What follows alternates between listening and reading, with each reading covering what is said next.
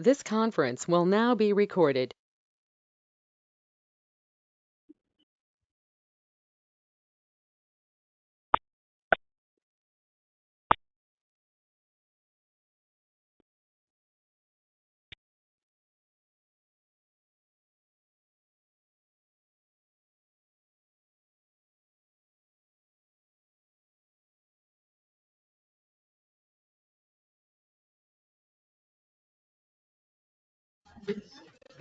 Well, I think I stole. Did you get one of these already? Mhm. Okay.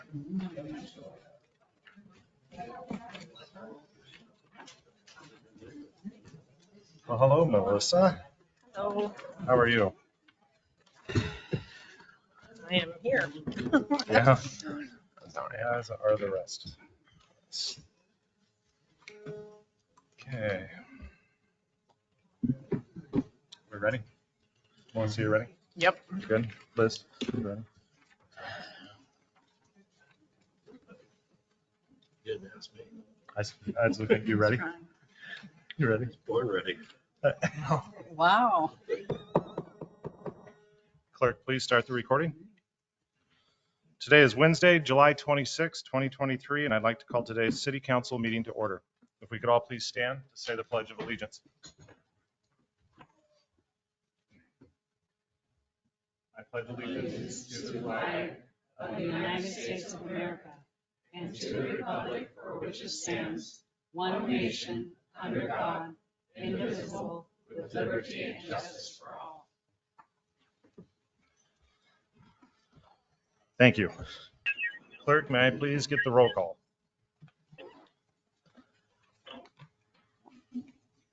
Councilmember Fox, Present. Councilmember Kasberg, Here. Councilmember Boyle, Here. Councilmember Leija, Present. Councilmember Cerveny, Present. Mayor Strobin. Here. Thank you, Clerk.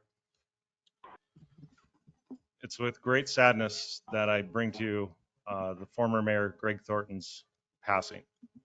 So with that, I would like to give a moment of silence, please, for 1 minute.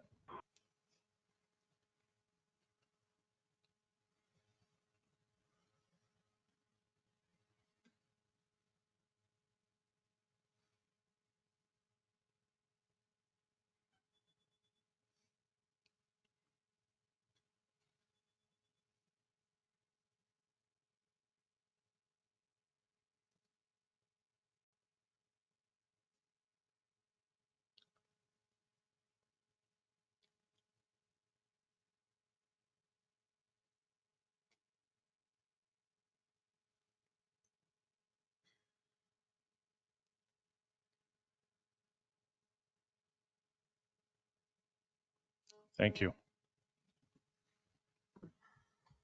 Next up is public comments. Clerk, please call up any public comments from the audience. Alfilla,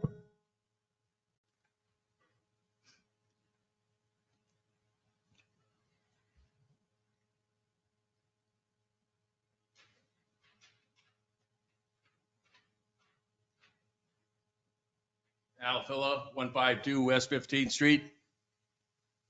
Look at all these people.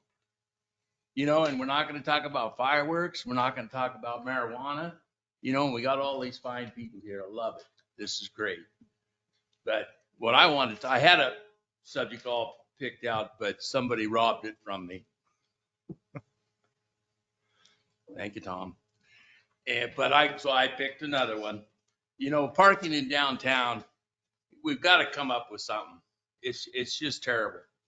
And especially out here in our parking lot. You know, I had to park on the street tonight. And you know, as much as I like seeing all these people, you know, we're just going to have to do something with parking so I don't have to walk as far. Okay. Well, thank you and God bless America. Thank you, Al. Jim Irish,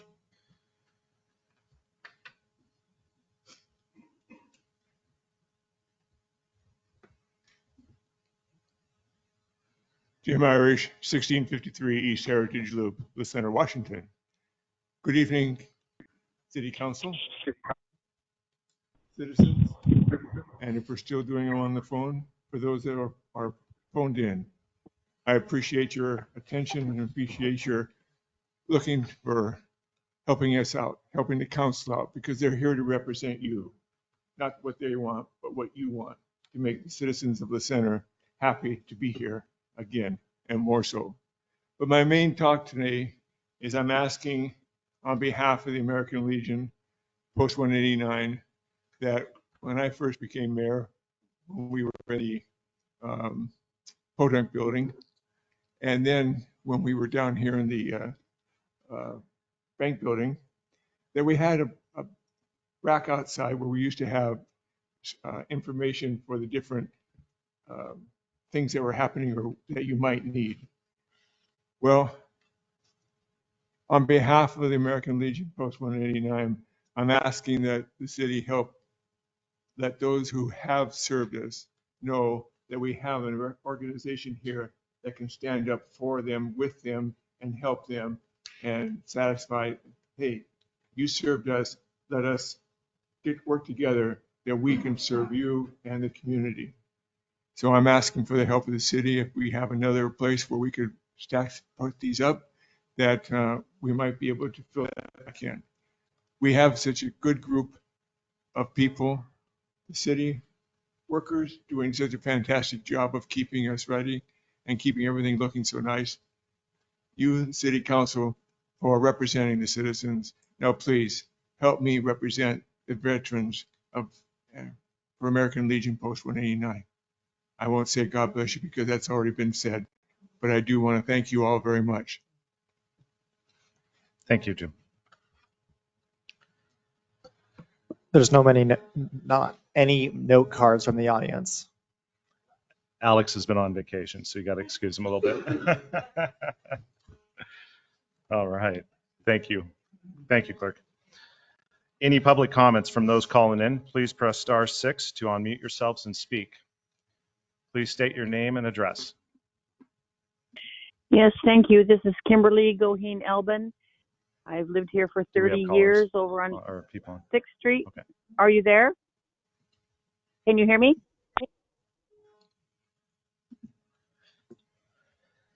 Hello? We can hear you. Hello? Please state your Can you hear name me and now? address. Oh, thank you. I was worried. This is Kimberly Goheen Elbin, life citizen of Clark County, Washington, USA, and I live here in La Center where my mother was born for over 30 years now on 6th Street. I'm all for downtown parking, and the people can help staff with a committee, maybe, and get a committee with interested citizens to help out with that. Also, I'm not there in person. I was actually out in my garden today watering and got bit by something. I don't know, but it went right up my dress, and I thought I killed it and everything, but boy, I broke out in hives all over my body.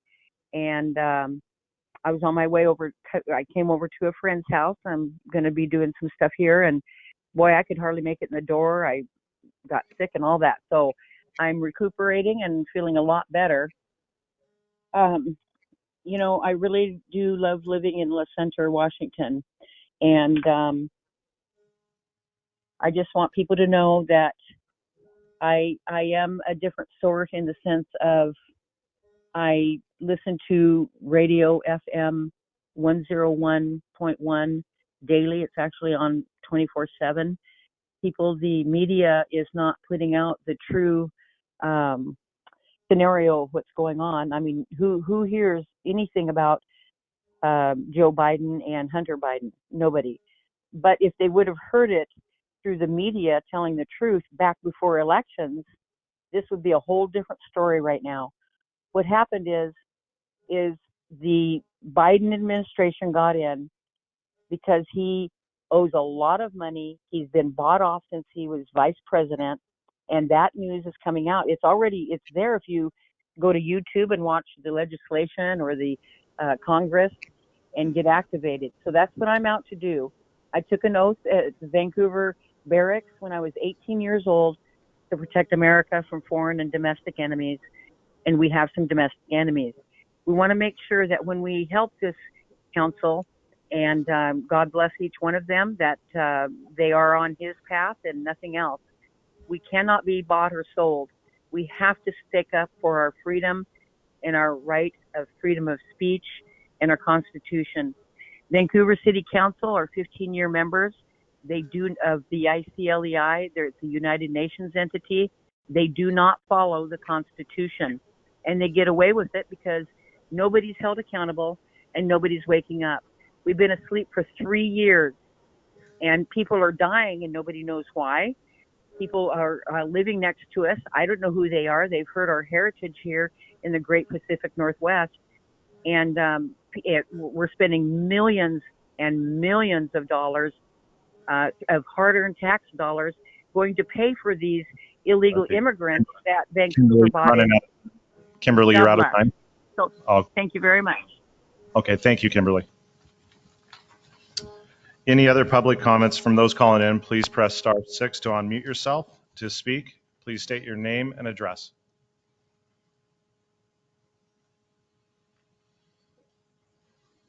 Okay, moving on. Clerk, are there any public comments to be read? There are none. Thank you.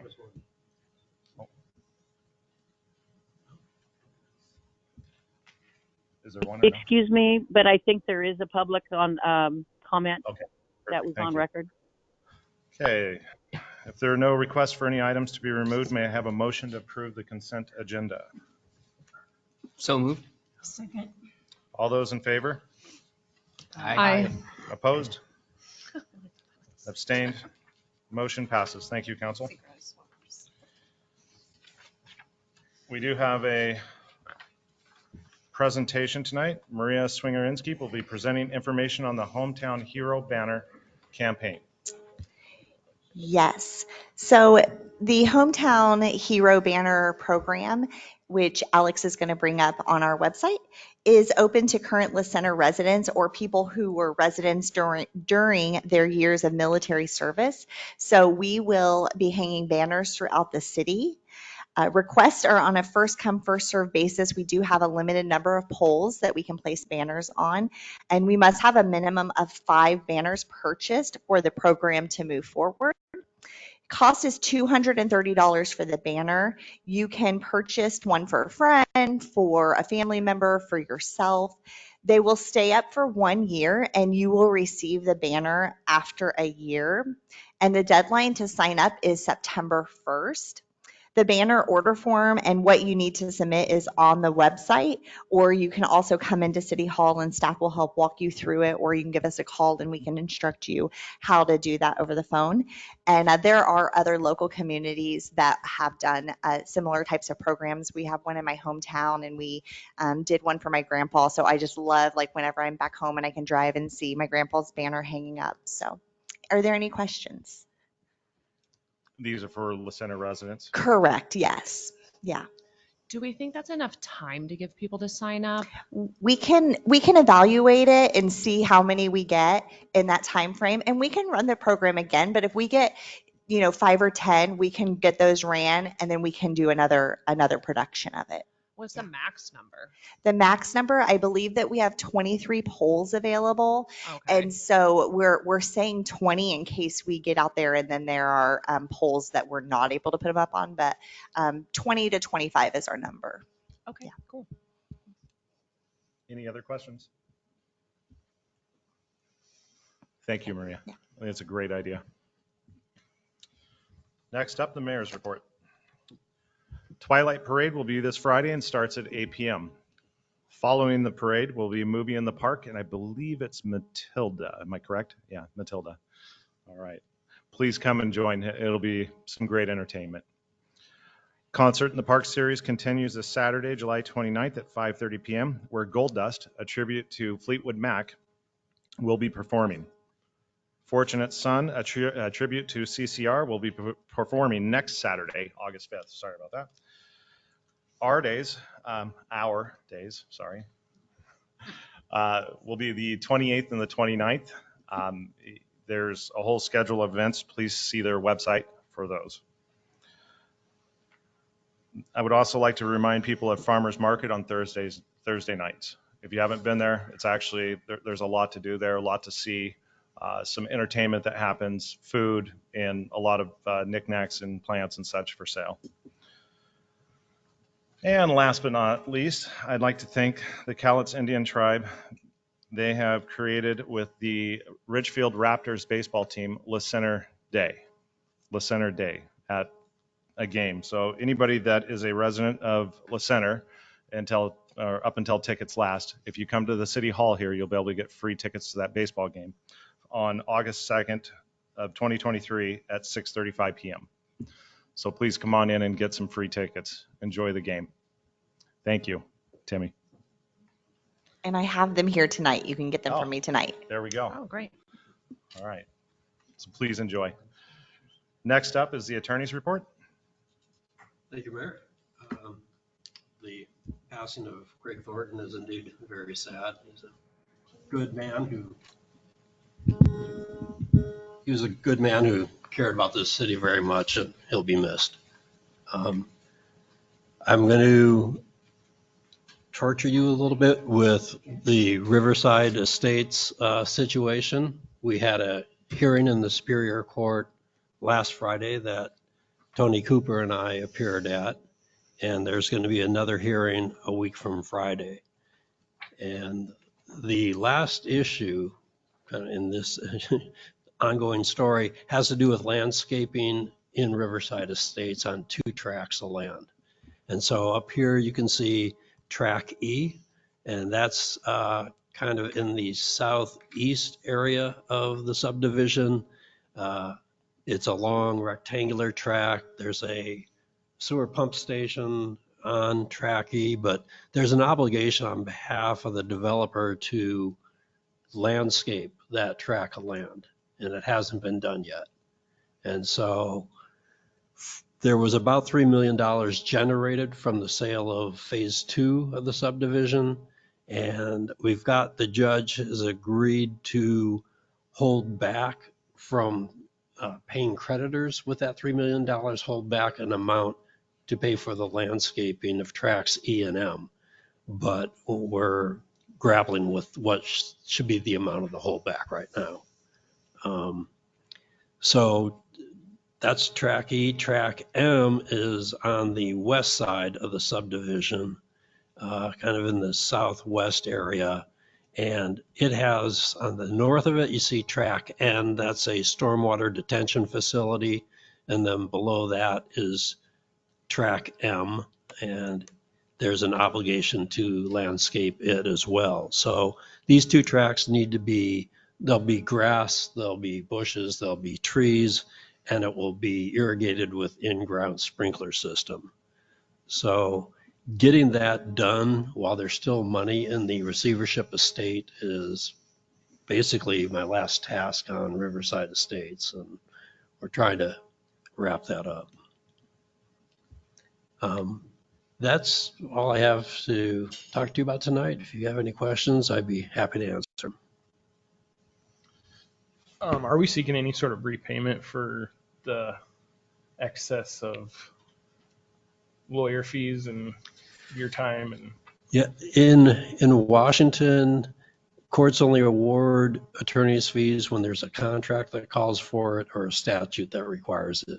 And in this case, there isn't either of those. Okay. A development agreement doesn't fall under that? It does. In terms of a violation of the development agreement, though, I don't know that we have one that would get a contract award of attorney's fees if this landscaping gets done. Okay. Thank you, Bronson. Yep. Appreciate it. Any other questions or comments for the city attorney? Thank you, Bronson, for the everlasting saga of Riverside Estates, right? Yeah, it's been years. All right, next up is council comments. Councilmember Fox. Hi, good evening. I'm so happy to see everyone here. It's a very exciting evening, but also a little bit somber. My deepest condolences to the Thornton family. When I was in college, I used to work at the Country Cafe, and him and his wife would come in quite often, and I got to know them, and he would always get his Earl Grey tea, and she'd have her Diet Coke. So getting on the council and having a chance to work with him was fun, coming back around later. So I know how much he loved La Center. Also, just thank you so much to the Cowlitz Tribe and the Clark County Sheriff's Department for all your hard work and the presentations that you've given us. They've been very informative. I know it takes a lot of work to do that, so we just appreciate it so much. And, tonight's a big night for us to kind of make some decisions, but just thank you so much for all of your efforts and, the opportunities that you're offering to the City of La Center. So thank you so much. And yeah, let's have a good night. Thank you. Councilmember Kasberg. Good evening. Thank you, everybody, for coming. It's definitely the best showing that I've seen here for tonight's attendance. So thanks for making the effort to come in. A couple of things is I too want to send my thanks out to the Sheriff's Office and the Cowlitz Tribe. That was a lot of work putting those presentations together and dealing with that. And like I said at the last meeting, it's kind of nice that there's some people fighting over us right now. So I like it. I'm looking forward to the parade, the car show, all the Our Days events that's coming up this weekend. That's going to be a good time. So invite your friends and family and come out and enjoy all of the events. The only other thing I really wanted to bring up is talking about the discussion that's going to come up later tonight with the police services. I consider many of the people at the Cowlitz Tribal Police Department and the Sheriff's Office close friends. The Sheriff's Office is my employer, though we've discussed it and we don't feel that there are any real true conflicts of interest, but just to avoid any potential backlash that may become later, I'm going to recuse myself from the vote tonight. I will participate in the discussion, and we'll see how that goes. But again, I just don't want anything. I think this is such an important issue. I want to make sure that it stays as clean as possible, and I don't want anything to potentially come back later. I doubt it would happen, but you never know. It's when you're confident that nothing bad's going to happen that it all comes back and bites you. So yeah, that's how I'm going to play it tonight, and that's about it. Thank you. Thank you. Councilmember Boyle. Good evening, everyone. Yeah, I too would like to give my condolences to Mayor Thornton's family. It was a pleasure to serve with him. I appreciate everything he's done for the city and wish his family the best through this difficult time. Other than that, I don't have a whole lot. Just looking forward to hearing some public comment later tonight regarding these two contracts. We appreciate both Cowlitz, as has been said, and the Sheriff's Office as well for doing everything that they've done to put together, all the information that they can for us. And we will do our best to make the best decision we can for the city. Thank you. Councilmember Leija. Good evening. Thank you, everyone, for showing up tonight. And I, too, want to give condolences to Mayor Greg Thornton, former Mayor Greg Thornton's family in his passing. It's a difficult time now for them.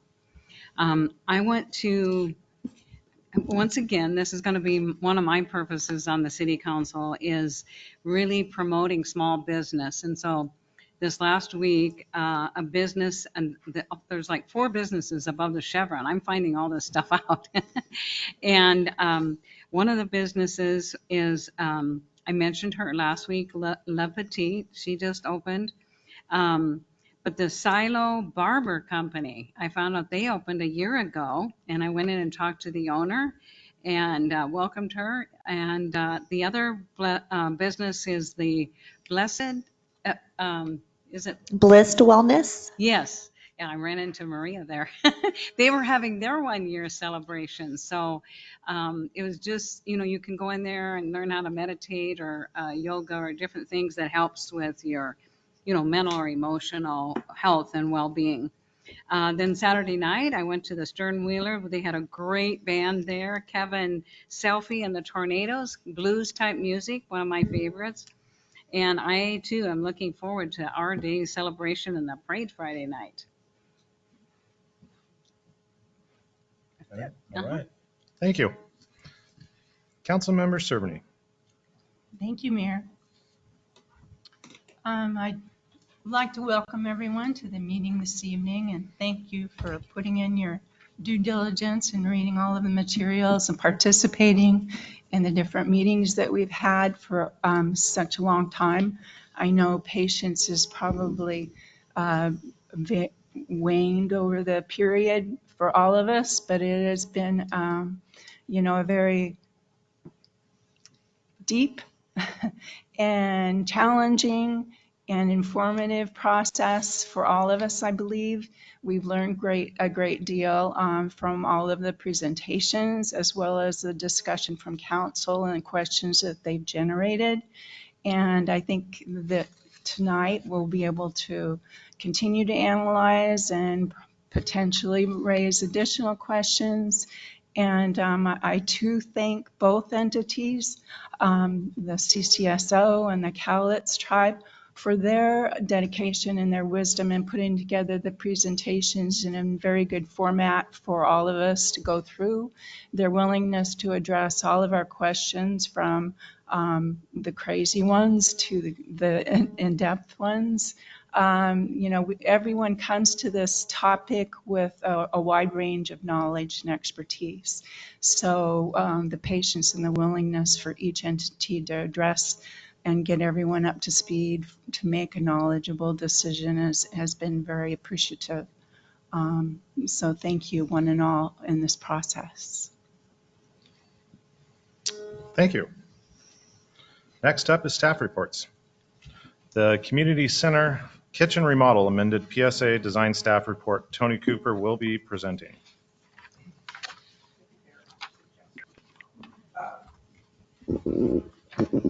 My name is Tony Cooper. I'm the city engineer for the center.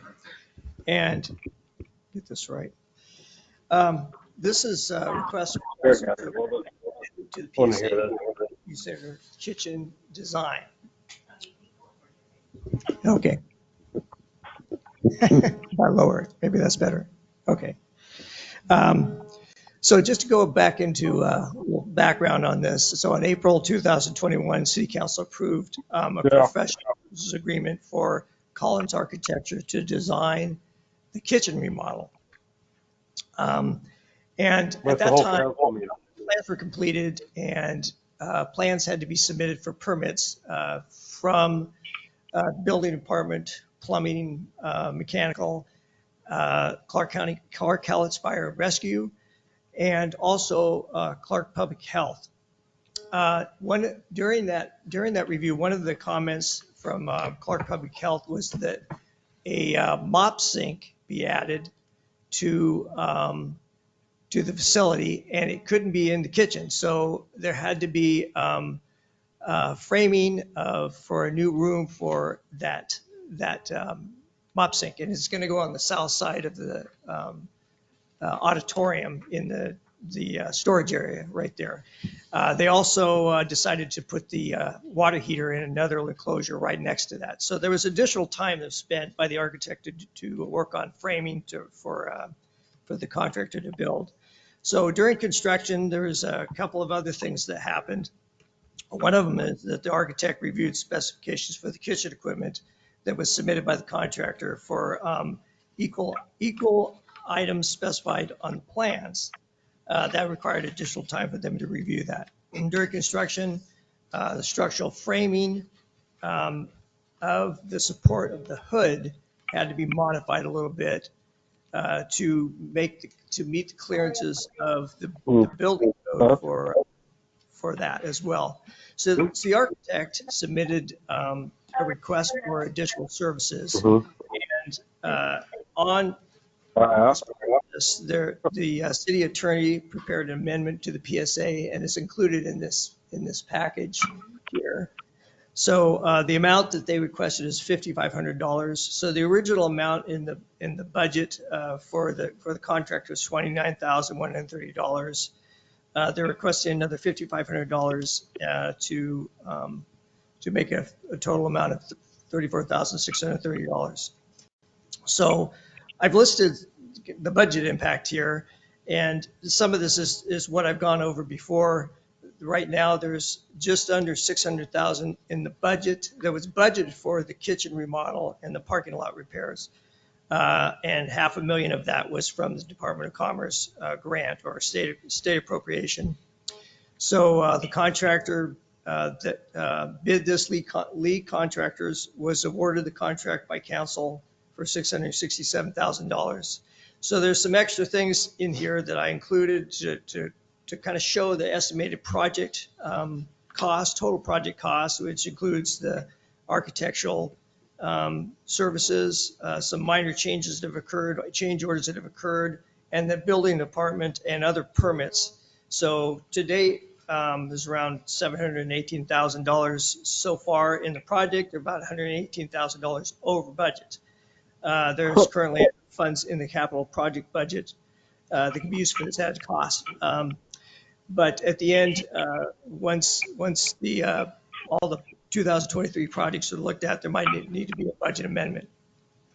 So I just want to go over. We can't even remodel a parking the lot and remodel a kitchen and not be 1/8 of the budget. Work was the parking lot reconstruction, the drive aisle. That's been completed. It's been paved. Really, there's no work to do at the outside except for some minor grading of the bioswale there. In the I get kitchen, fired at my job. all the appliances are in. Get fired. Gas, I believe, has been turned on yesterday. The hood is in. The fire suppression contractor needs to hook up all the fire suppression system in the hood. Clark Callis Fire Rescue is scheduled for an inspection this Friday. And the building department, I think the building official still needs to be called about final inspection on that. Then we also need to get a final inspection for the from Clark Public Health, and they won't look at that until everything's completely done. So, you know, there's really minor things that need to be done to complete the inside of the project there. So, does council have any questions? I just wanted to add one more thing real quick, Tony, just so the council was aware of it. There's a letter that was on your desk or in front of you tonight. And JWA was only requesting $5,500, yet they have well over $8,000 in time allotted already for this. Just so you know, they didn't do the full charge. Oh, I see what you're saying. Yeah. Yeah, that's a good point. Yeah, they did talk about that. So. Yeah. Any questions? So with the $5,500, is that just for their time to redesign, evaluate specifications submitted by the contractor that weren't really in the scope, and then the additional work they had to do to redesign the support system for the hood. They had a couple beams. Was that added in afterwards, or I mean, wouldn't they have done that in the previous, like in the original? Yeah, well, what happened was I think they had to modify the design a little bit to put these beams in. The hood is a certain width, and the beams were put in, and they should have been clear. They should have cleared. So I'm not right at this point. I'm not sure what really happened, but all I know is that there needed to be just slight modifications to the beam to fit the hood in there and just meet the clearances.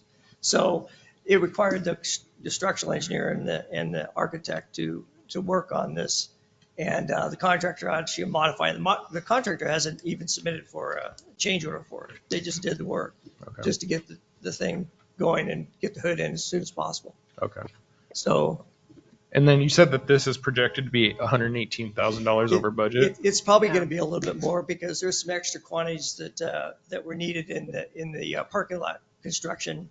There was some over excavation that was necessary because there was some soft spots in the grades clay that had to be removed. So there's some over excavation, some extra base.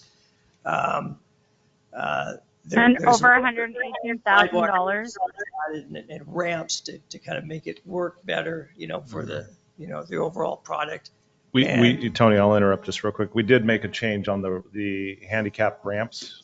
Brian and I and Tony, were talking about it because the way they were designed, you would have walked off them and fell or tripped. So we widened them a little bit more so you can also get vehicle access into the park using the ramp, and you wouldn't have anybody tripping or falling.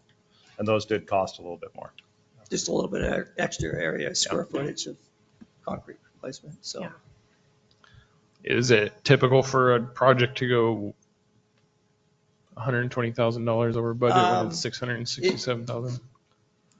Well, part of that was the original bid. It was about 68,000 over in the original bid. So what's going over now? You're including that from.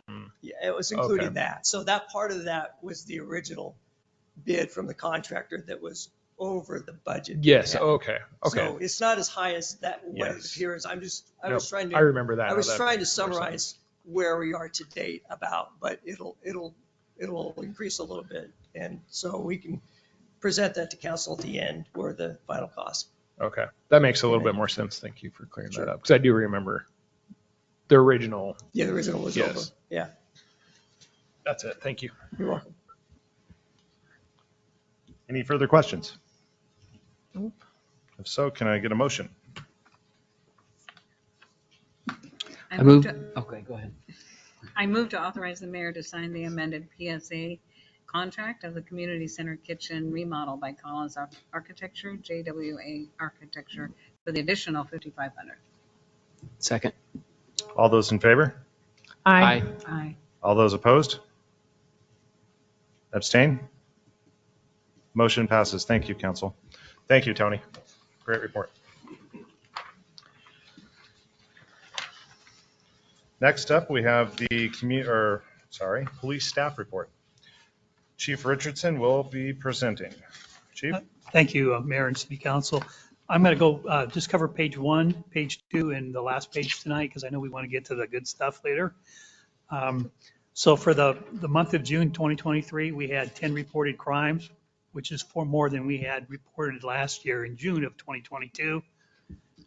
And if you go through the crimes and you actually go down to the details, it's not as bad as it sounds, but I'd like to just cover a couple of them. We had a burglary, vandalism, which happened over on 319th Street. This was actually a good residential burglary in progress, where the suspect broke into a kitchen window to gain entry, and the homeowner was actually at home. We did a canine track, and we weren't able to locate a suspect. Then we had a vehicle where a window was broken, but they didn't steal anything out of the vehicle. We had a sex offense, which is being investigated by Child Protective Services, and that's an allegation where a child victim was allegedly molested with a known suspect. We had an auto prowl, unlocked vehicle where the suspect took $3 in cash. We had a vandalism where the suspect broke a toilet tank at the park restroom over at Ollie Park, so we have one less toilet lid over there. We had a fraud where this happens quite often, so please be careful buying something from a private party online where you send them $200 and you don't get your product. So be careful with that. This robbery is a robbery, but it's 2 groups of juveniles or young adults, where one group is following another group around. A male adult in the first group confronts the juveniles. They pull a knife out and want his bicycle, but he doesn't give the bicycle up. And we ultimately arrested the suspects, and we sent the case down to juvenile for them to prosecute. So that was our robbery. And we had an auto theft. Again, this is one of those things, if you have a Honda, if it's an older Honda, come see me. But this was stolen from the location, and it was later recovered on Jenny Creek Road. And then we had a threats harassment where a victim was threatened on social media. To go to the last page, I just wanted to go over a couple of things. Number 1, please come and get my last final steering wheel locks, the clubs, before I'm not here any longer. I will even be willing to drive them to your house. If you send me an email, I will drop them off on your front porch, just like UPS. So I went through the 2022 crime stats that just came out, and in the city of La Center, our crime rate went up 15.8%. Sounds like a lot, but it actually was 146 offenses in 2021 went to 169 offenses in 2022. If you look through that increase, predominantly there are aggravated assaults, simple assaults, and vandalisms. Now the aggravated assaults, if you remember, we had 1 in 2021, it went up to 7 in 2022.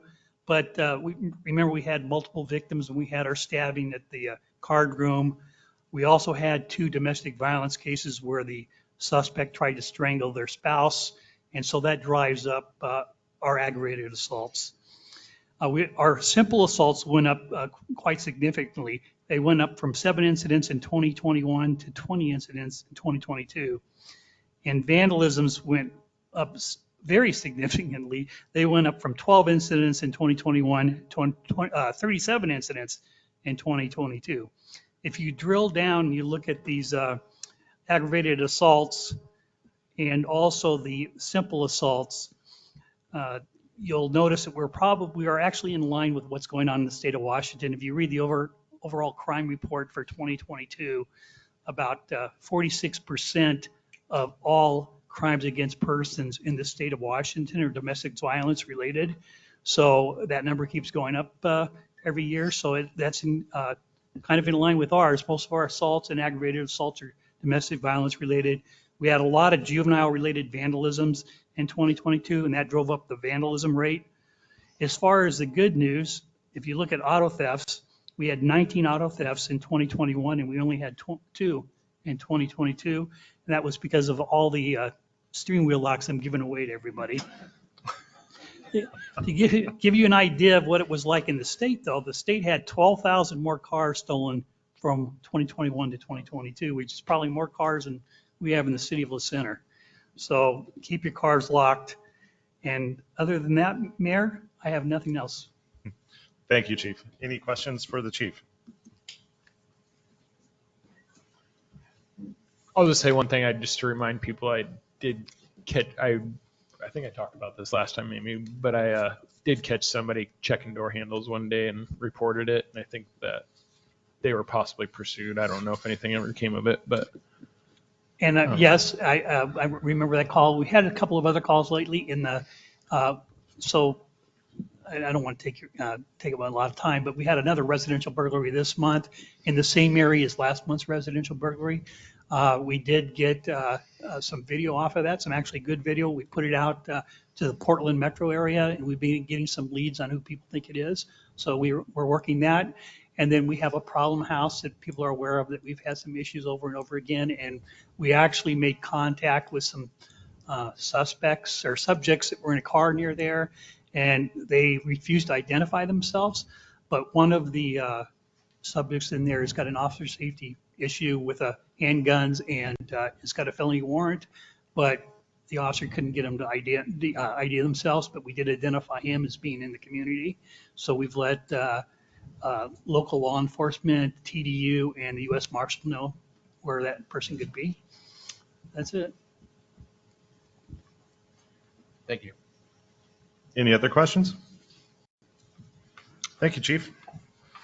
Next up is the Administrative Service Staff Report. Maria Swinger-Inskeep will present.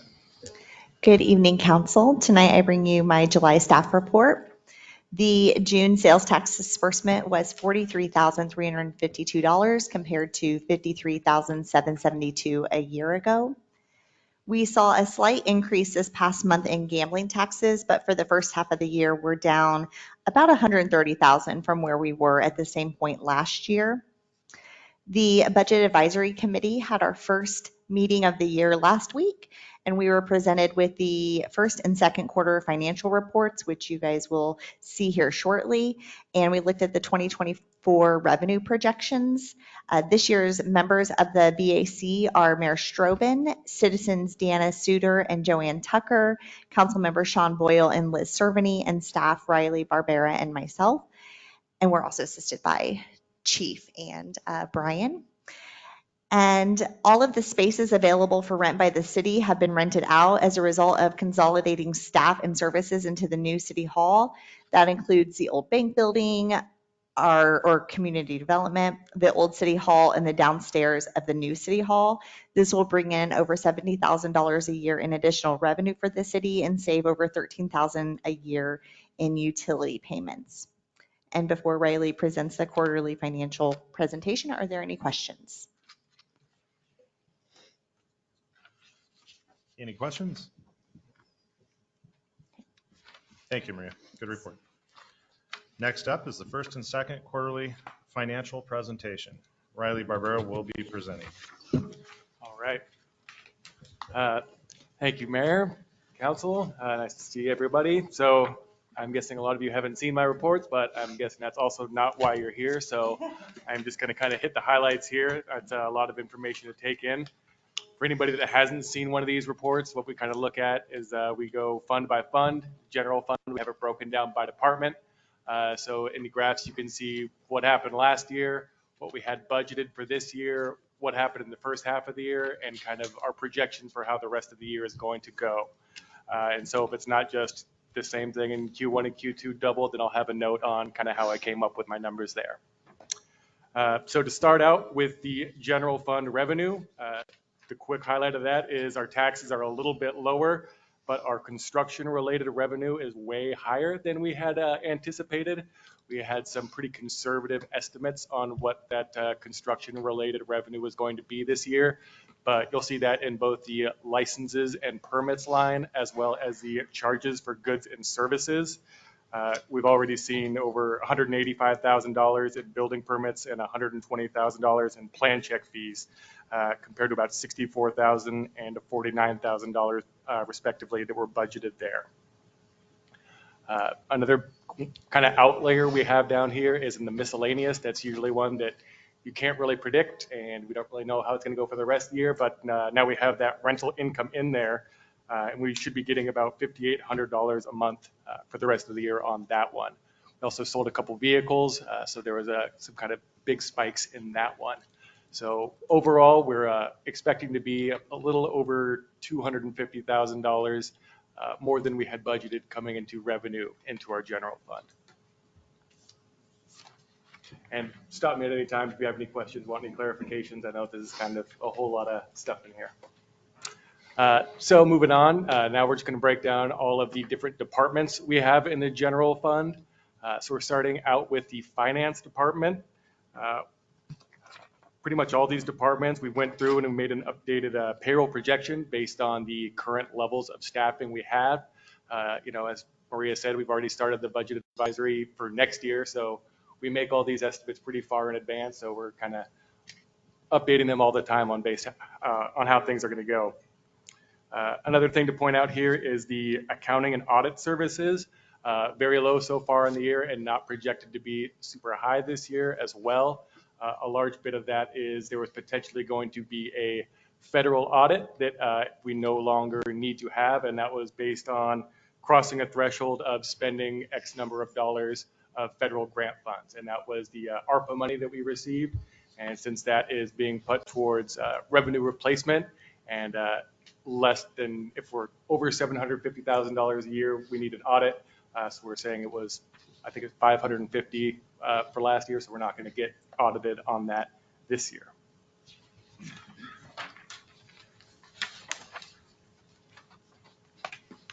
Legislative, a little under budget. In fact, you're going to see pretty much all of these departments are under budget so far on the year with one exception. The big one in here is the lobbying. That's a big portion of that services line item. And it still could go up quite a bit. I don't think we're going to necessarily be that far under budget, but it's hard to exactly put a number on it. I think we're also going to have an election in the second half of the year, so we might see a bit more expenses there. But overall, that's looking like it's going to be under budget. Onto the municipal court department. This one was always really boring because it only had one line, so I actually broke out all the different accounts we have in there. It's still not all that exciting to look at. We were pretty close to what we thought our budget was going to be there.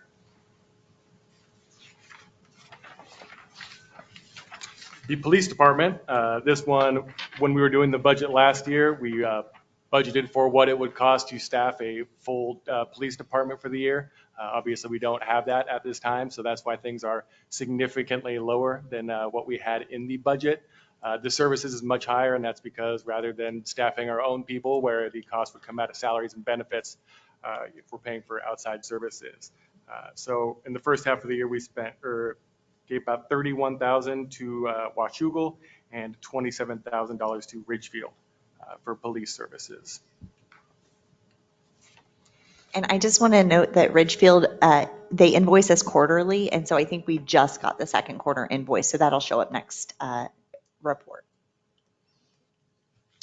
The Planning and Community Development Department, this is the only one that's looking like it's going to be a little bit over our budget for the year. And this is because we have significant more use of our planner than we had anticipated. And that kind of ties into the way greater revenue that you saw in the charges for goods and services and the building permits.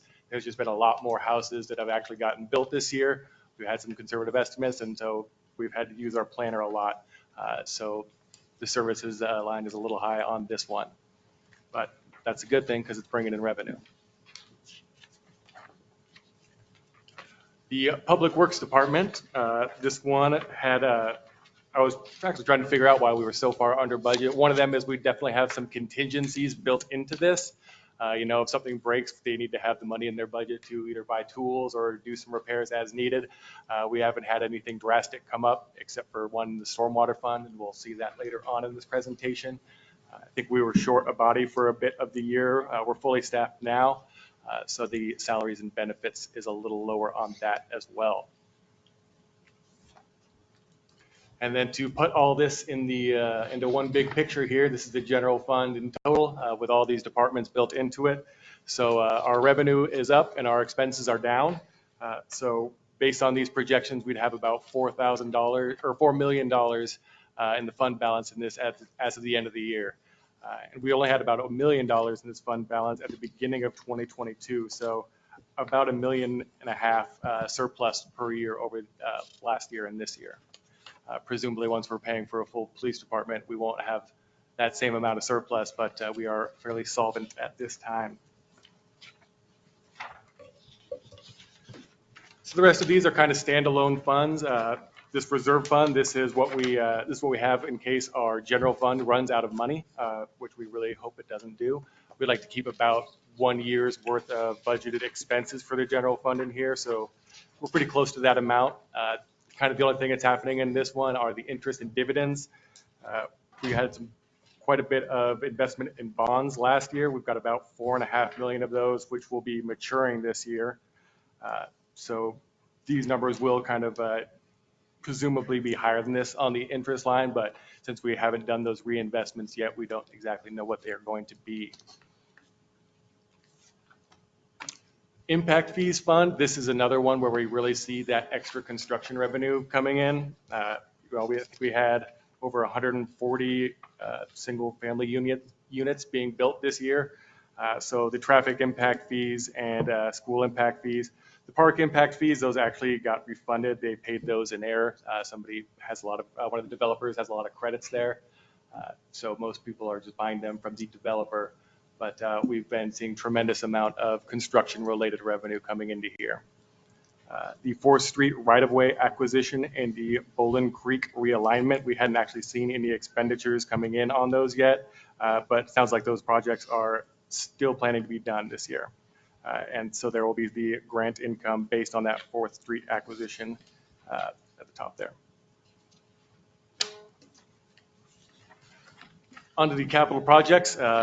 I tried it and there was just no way that I could fit all of these projects on one page. So this page is just kind of showing the financial side of it, and the next page kind of breaks it down project by project. One thing to note on here is the real estate excise tax at the top. It has not been as strong as we had anticipated. So it seems like while these buildings are being built very fast, they are not selling quite as fast. Could be interest rates, could be a number of other things, but there's the cap, or there's the units there to be sold. So presumably we will be seeing an increase in that sometime in the future. So if we go to the next page, we can see a breakdown of all of these different projects. And you could give a Tony length talk about pretty much every single one of these, but I don't think we want to hear about every single one of these. But a lot of them are either on track to be done later this year. Some are under budget, a couple are a little bit over budget. Not many that we've actually just scrapped or put on off till next year. But overall, things are really just humming along.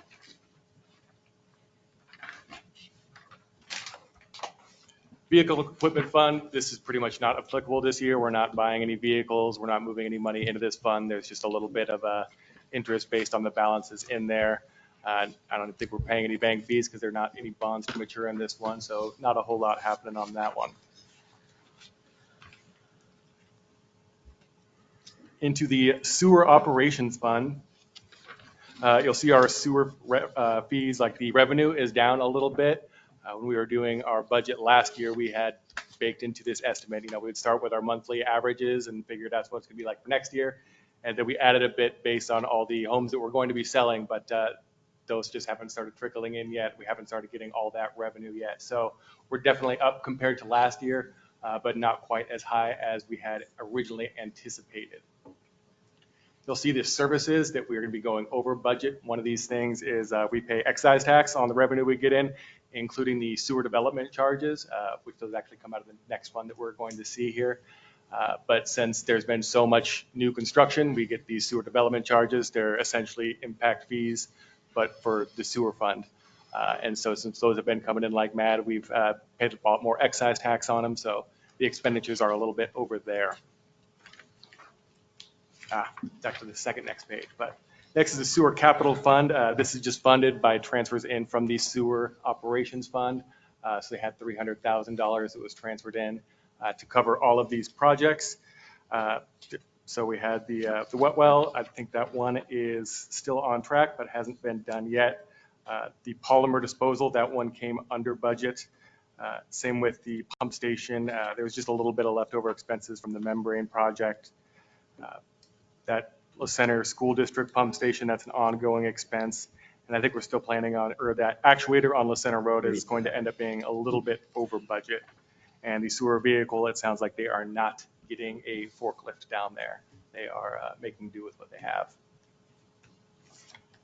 The sewer debt service, this is where those capital facilities charges or sewer development charges, we had a little over $1 million that were expected based on our budget. We've already seen over 1.5 million come in. And so we're kind of expecting that we've seen about 3/4 of our revenue for those type of things coming in this year. Things obviously slowed down quite a bit in the winter, but things have been coming in pretty well. That latecomers agreement receipt and the payment on the bottom side, that is still expected to happen. That's based on development up at the junction. I believe that's the convenience store. And it pretty much is money that comes into us and then goes right back out. So it's almost not even our money. And then finally, the stormwater utility fund. This one, I think we didn't bake in the extra revenue based on new houses. So this one is over our expectations on the sewer fees. And you'll see that it is way over on the services. We've already spent $110,000 of the expected $15,000 in services. And that was because of that gigantic sinkhole that we saw earlier in the year. So that was a kind of unexpected emergency repair. But unless there was going to be 2 sinkholes in a year, I don't think that it should be going up much more than that. And that's what I got. Perfect. Thank you, Riley. Any questions for Riley? And if you want to take longer to read this and send me emails in the future, I don't expect to digest it all that quick. As always, good report, Riley. Thank you. Any questions? I'm good. You're good? All right. No. Okay. Thank you, Riley. Appreciate it. Great report. We do have a resolution tonight. Resolution 23-469, Hazard Mitigation Plan. Brian Cast will be presenting. Thank you, Mr. Mayor. Good evening, council and citizens. The Federal Disaster Mitigation Act requires that both state and local governments develop a hazard mitigation plan to mitigate risks for hazards such as earthquakes, floods, storms, and wildfires. Clark County and the cities in the county first prepared a plan back in 2004. The plan was updated in 2016 when CRESA formed a regional partnership with the cities, the county, and partner agencies to update that plan. The plan must be updated every 5 years. So this 2023 plan, work began actually on 2021 on that. And with COVID was a little bit of a challenge. It took a little bit of time to get through that. But we are now here before council for approval of the mitigation plan. Once this plan has been approved by all of the agencies, has been submitted to FEMA, it will allow us to be eligible for hazard mitigation project funding, which provides both pre and post disaster grant funds to help us mitigate if there is such an event. There's 2 volumes to this plan. The first one is quite long. There's a link to it right there. I didn't want to take up the whole packet with it, but the first part is county-wide planning elements, and then the second volume is chapters specific to each city. So in the packet for your review was the center's portion of that plan. And as I mentioned, there's no budget impact for this plan. However, if there is a disaster, having this plan in place will allow us to be able to receive funds for that disaster. With that, I am happy to answer any questions before council considers resolutions.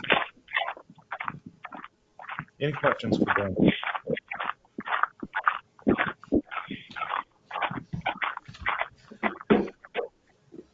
I move to approve Resolution 23-469 to adopt the Clark Regional Natural Hazard Mitigation Plan. Second. All right. All those in favor? Aye. Opposed? Abstained? Motion passed. Thank you, council. Actually, you want roll call on that? No, it's not necessary. Okay. Thank you.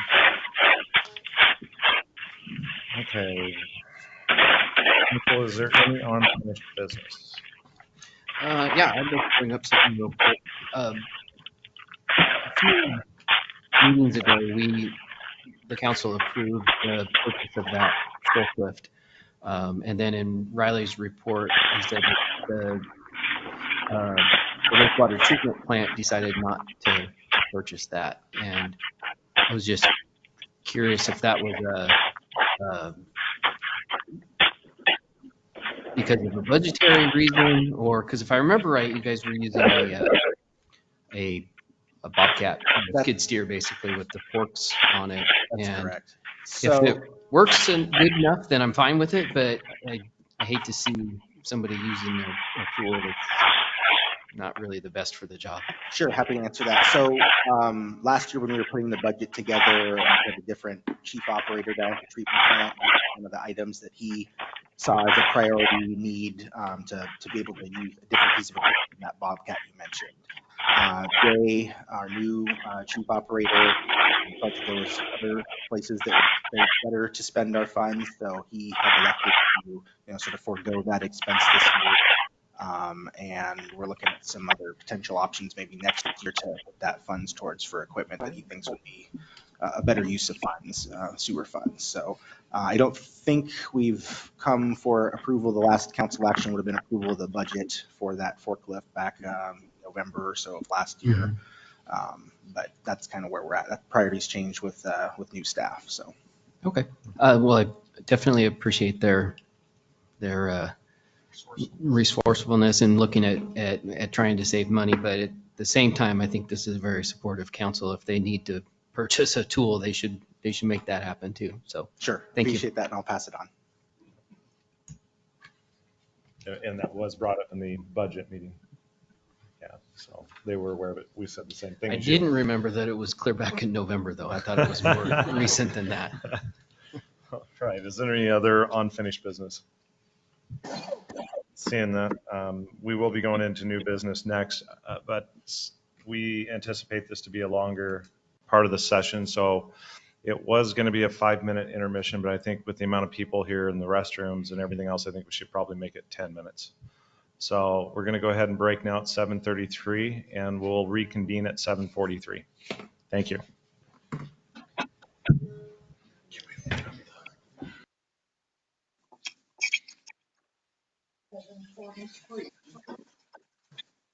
Ten-minute break. Because everybody got to go sheep feed.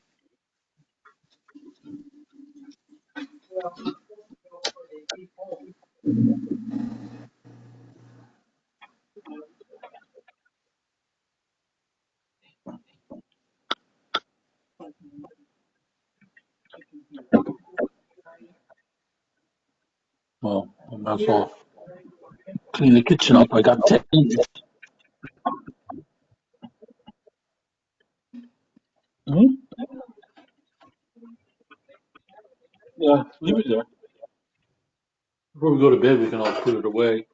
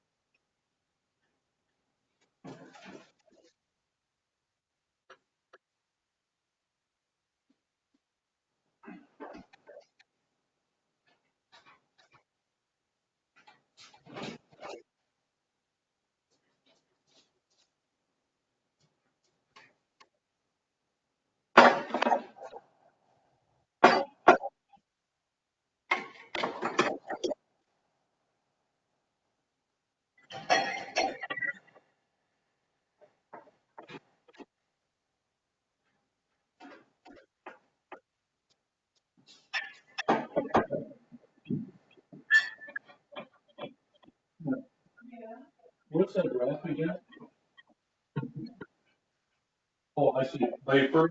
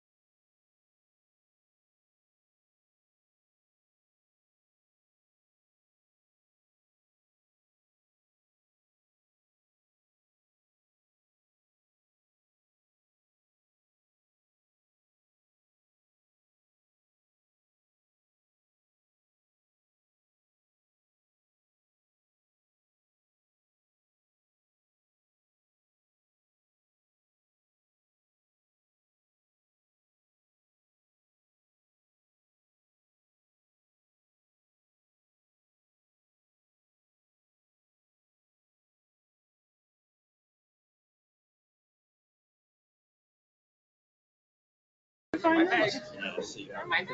They're actually his. They're actually his, and I grabbed them from his cupboard and threw them in my bag because I was like, oh, maybe we'll be stuck here. That's a good deal. But now he's actually gonna eat them, so it's perfect. Yeah, we got a little bit. Oh, I'm so sorry. Coffee, but hey, I know, I know. Take what you can get. I'm just teasing. yeah, I was You don't have thinking time about to- it, but then I was like, I'll be up till freaking 1. I already vibrate. You know, that's probably not a bad idea. Because you're like, hey, well, I'm the CEO. Small company, but No, you wait till 5, 3, 2, 1. Oh. Take your seats. More questions we're gonna talk about it, or if you're ready to say, we should go negotiate with this agency or that agency, we're just looking for a direction, like, go forth and negotiate. Okay. So if you want to. I meant to call you and ask you. Yeah. I gotta get us back in session because we're already running out of time, right? Don't we have to follow that? We have to with executive session, so. Yeah. I'm just watching out. If we go a little bit, it's what you just did. It's okay, there's no fine. You say there's no Sure. fines? Yeah, no fine.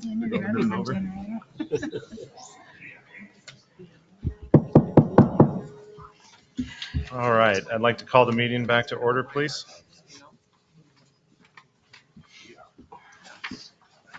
Thank you for your patience while we took that short intermission. All right, council, we have new business tonight. This will be the police discussion. And I think to start it off, I would like to start with public comments. Do we have any public comments regarding police service? Justine Stimmel. Please come up, state your name and your address, please. That was a nice break. Can you hear me? Oh, is this on? I don't even know. Okay. Good evening, council. It was nice talking with many of you already. And so my name is Justine Stimmel, and I'm a resident of La Center. I want to speak to the agenda item listed regarding the Cowlitz Indian Tribal Public Safety Department proposal from July 12th. So far, this seems like a great proposal to me.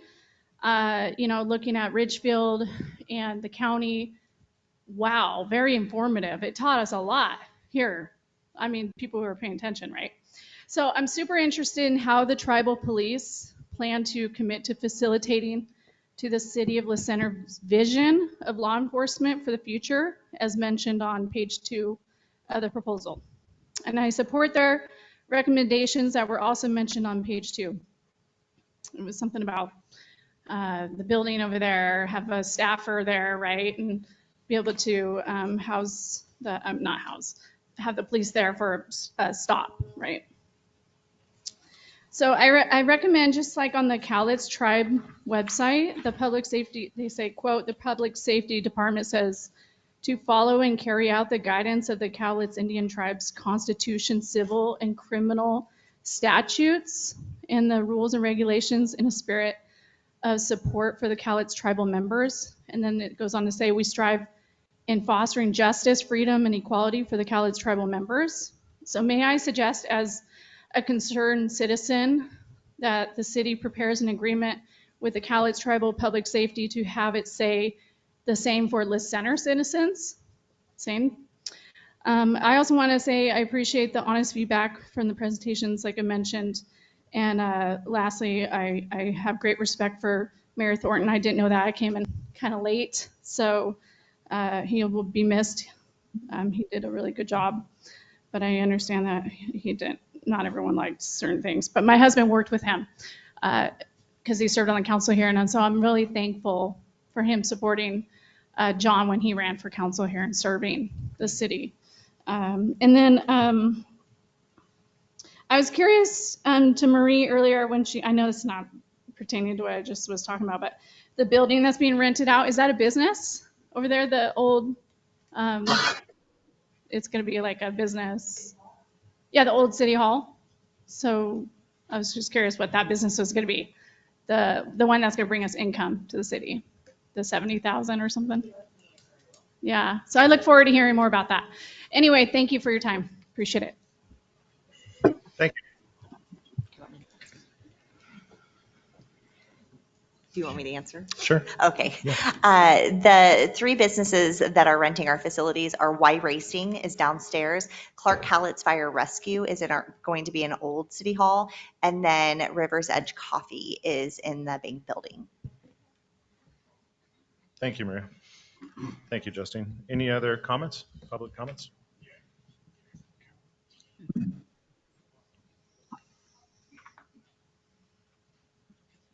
Al Fellow, 152 West 15th Street in Center, Washington. I've lived here all my life. I've seen the center go from one part-time marshal to driving around with an old Dodge pickup that was also the one they used for the public works. And it had four-way flashers to what we got now. You know, and I see this contract with both the Cowlitz and the county, and I look at that, and I did my due diligence.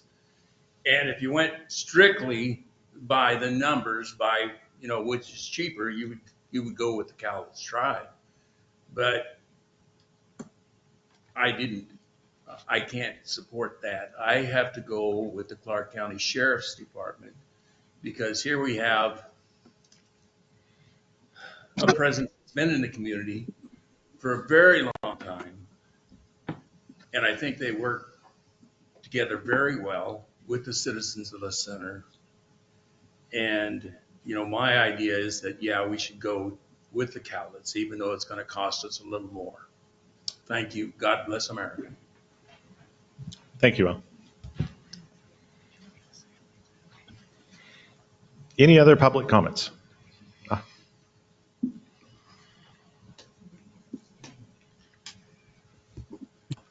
Yeah, I'm Arlen Wood. I live at 1027 West A Avenue, La Center.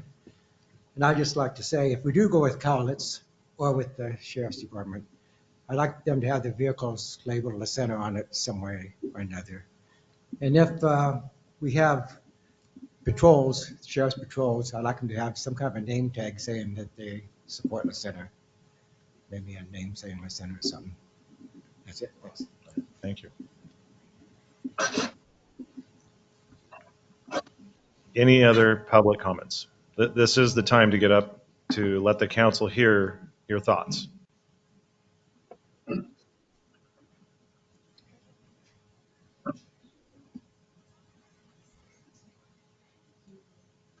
Good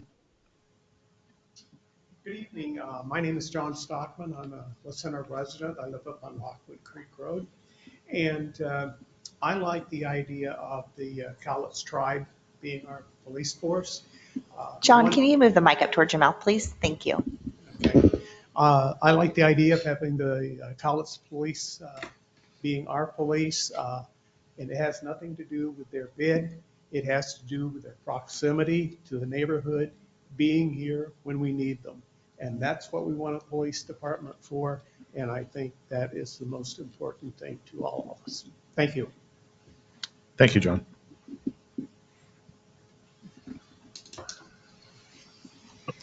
Are there any comments to be read, clerk? Oh, sorry. Sorry, Nelda. Nelda Perryman, La Center. I don't like the idea of being stuck with 5-year contract with Clark County. And I would urge you to vote for the Cowlitz. Thank you, Nelda.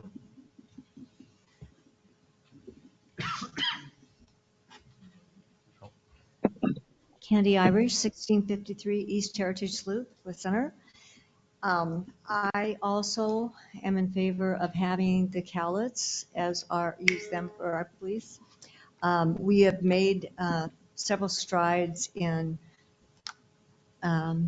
communicating with the tribe, and I think I thought Clark County made an excellent presentation, but again, the proximity of having someone right there, and also when we have Officer Olson, I mean, he knows the center. He knows our needs. He knows, he just knows the area, and he's right here. And I think that that would be a real plus for the citizens of the center, especially now that we're growing leaps and bounds. Thank you. Thank you.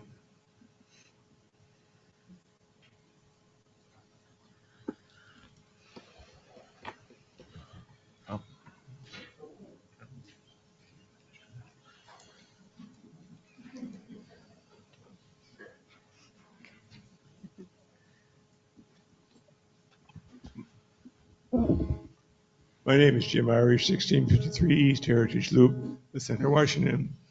One thing that struck me, excuse me, in reviewing the proposals from the Clark County and the Cowles Tribe is that the Cowles Tribe's proposal states in here that they have outlined how much it would cost us for the different areas of needs.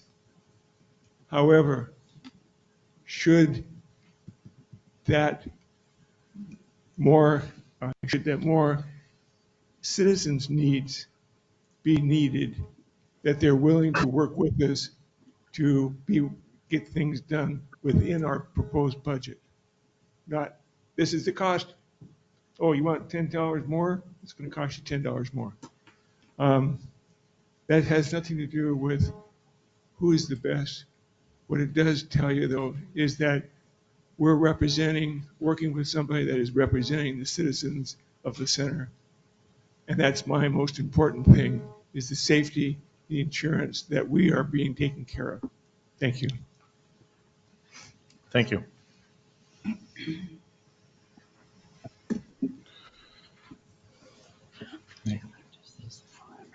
My name is Dory Whitcop, and I live off of Stoughton Road on 41st Avenue.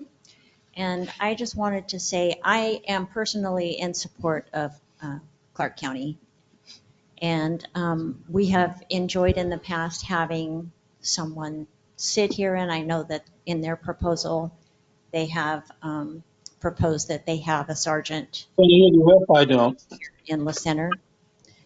And at the end of the day, we all want cops, right? Because we haven't had them for such a long time now. And the message is out. So we're seeing more crime here, it feels like to me. And I also just want to say that whoever you choose, I hope that it is a temporary solution, and that we work towards having our own police department again. Thank you. Thank you.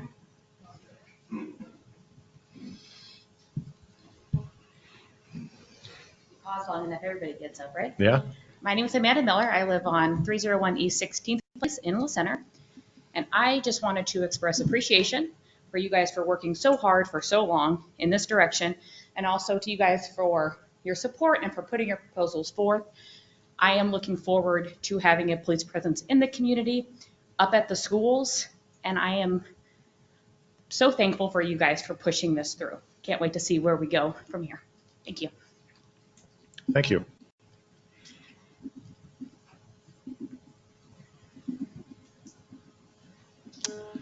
Do we have any that need to be read, clerk?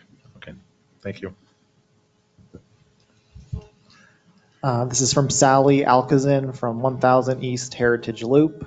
A sincere thank you to our new mayor for finally getting some traction on this very important topic. An additional thank you to the council members who have taken advantage of their new opportunity to contact their counterparts in various cities to discuss about police coverage for our city. Also, it is appreciated that our new mayor has established a positive relationship with the Cowles Tribe. I think this is an advantage for both the tribe and the city. In discussing police coverage, I have reviewed both proposals several times. The easy availability of this information to all La Center City citizens is appreciated. Clearly, there are advantages to the Cowles proposal. However, here are some thoughts on that. Number one, immediate coverage would be a relief to every La Center citizen. Number two, coverage at no additional startup cost would be a welcome thought as well. Additional thoughts. Number one, the Cowlitz tribe has established their casino and hotel to enrich the tribe financially. Their focus is on doing that in the most effective and rewarding way possible. Providing security to La Center would be a side job. One has to be concerned where the priorities would be should a conflict arise. This quote is taken from the Cowlitz Indian Tribal Public Safety Department website. Quote, the Cowlitz Indian Tribe Public Safety Department emphasizes building trust and providing open lines of communication with the community while providing exceptional service to meet the needs and the priorities of the Cowlitz Indian Tribe and its members. The department is committed to upholding and protecting the Cowlitz Indian Tribe and its sovereignty. Unquote. Certainly things can change, but I would expect the main priority will always be the Cowlitz Indian Safety Office with their tribe and land as a priority. Number two, I have not seen any input from the La Center School District. Hopefully the council and the mayor have had discussions with the appropriate personnel from LCD. One of the factors in the tragedy in the Uvalde, Texas in May of 2022 was miscommunication among law enforcement agencies. I would hope that our school district has input as to what agency might be the preference for school safety. Thoughts on Clark County Sheriff's Department. Number one, CCSO already has a West Precinct at 505 Northwest 179th Street, sharing space with the Clark County Fire Department and other safety agencies. That is 10 miles from downtown La Center. Number two, we have several CCSO officers that live in La Center. I know of three of them in Southview Heights, and it would be an advantage to have officers that live and contribute to our community. And there could be tribe officers that live here as well. I am not aware of them. The remainder of the comment will be put on the minutes. Thank you, Clerk. Any other comments to be read? That was all. That was it. No other comments from the public? All right. Oh.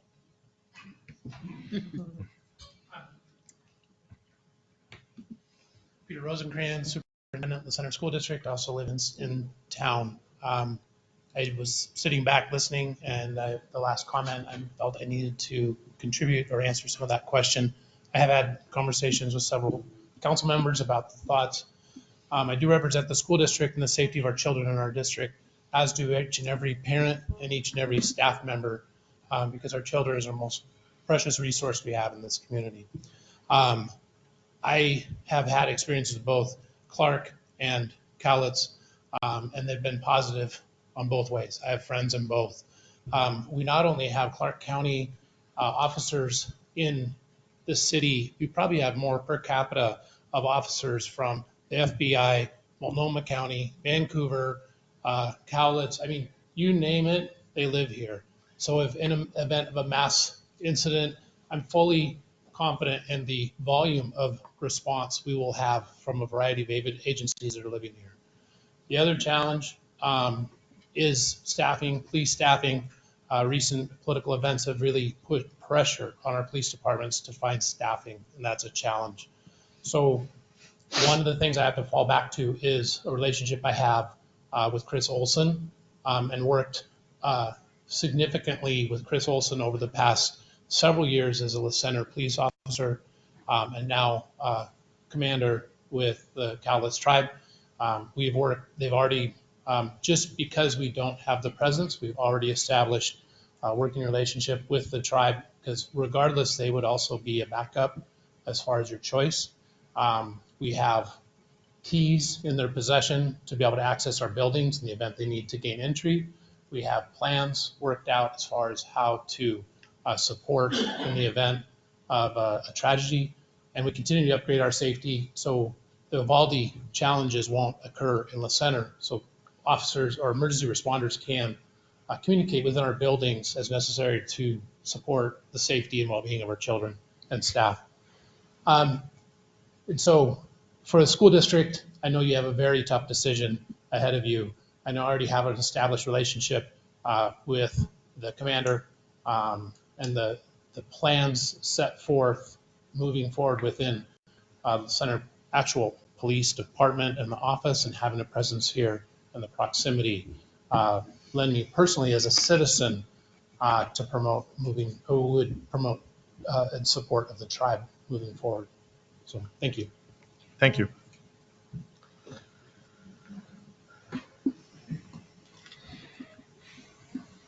Wow. If there are no other public comments, I will close. No? Oh, we have callers? Oh, I am so sorry. I forgot. All right. If there are any callers that would like to comment, please hit *6 to unmute yourself, state your name and address.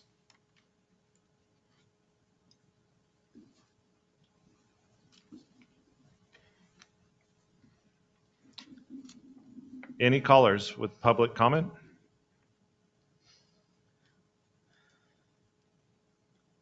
Do you see anybody trying to unmute themselves, clerk? No. Okay. Moving on. All right. Well, council, this opens up a very difficult discussion and decision.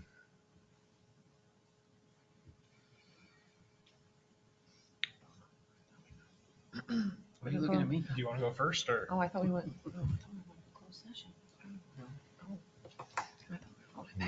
No, this is out. All right. This is open. I'll throw out a couple of things. Again, I'm not voting on this, but I do think there's a lot of aspects of this that need to be looked at. And I think, first of all, the public input is incredibly important, but really when it comes down to it is the four people up here have to make a decision on what's absolutely best for the city.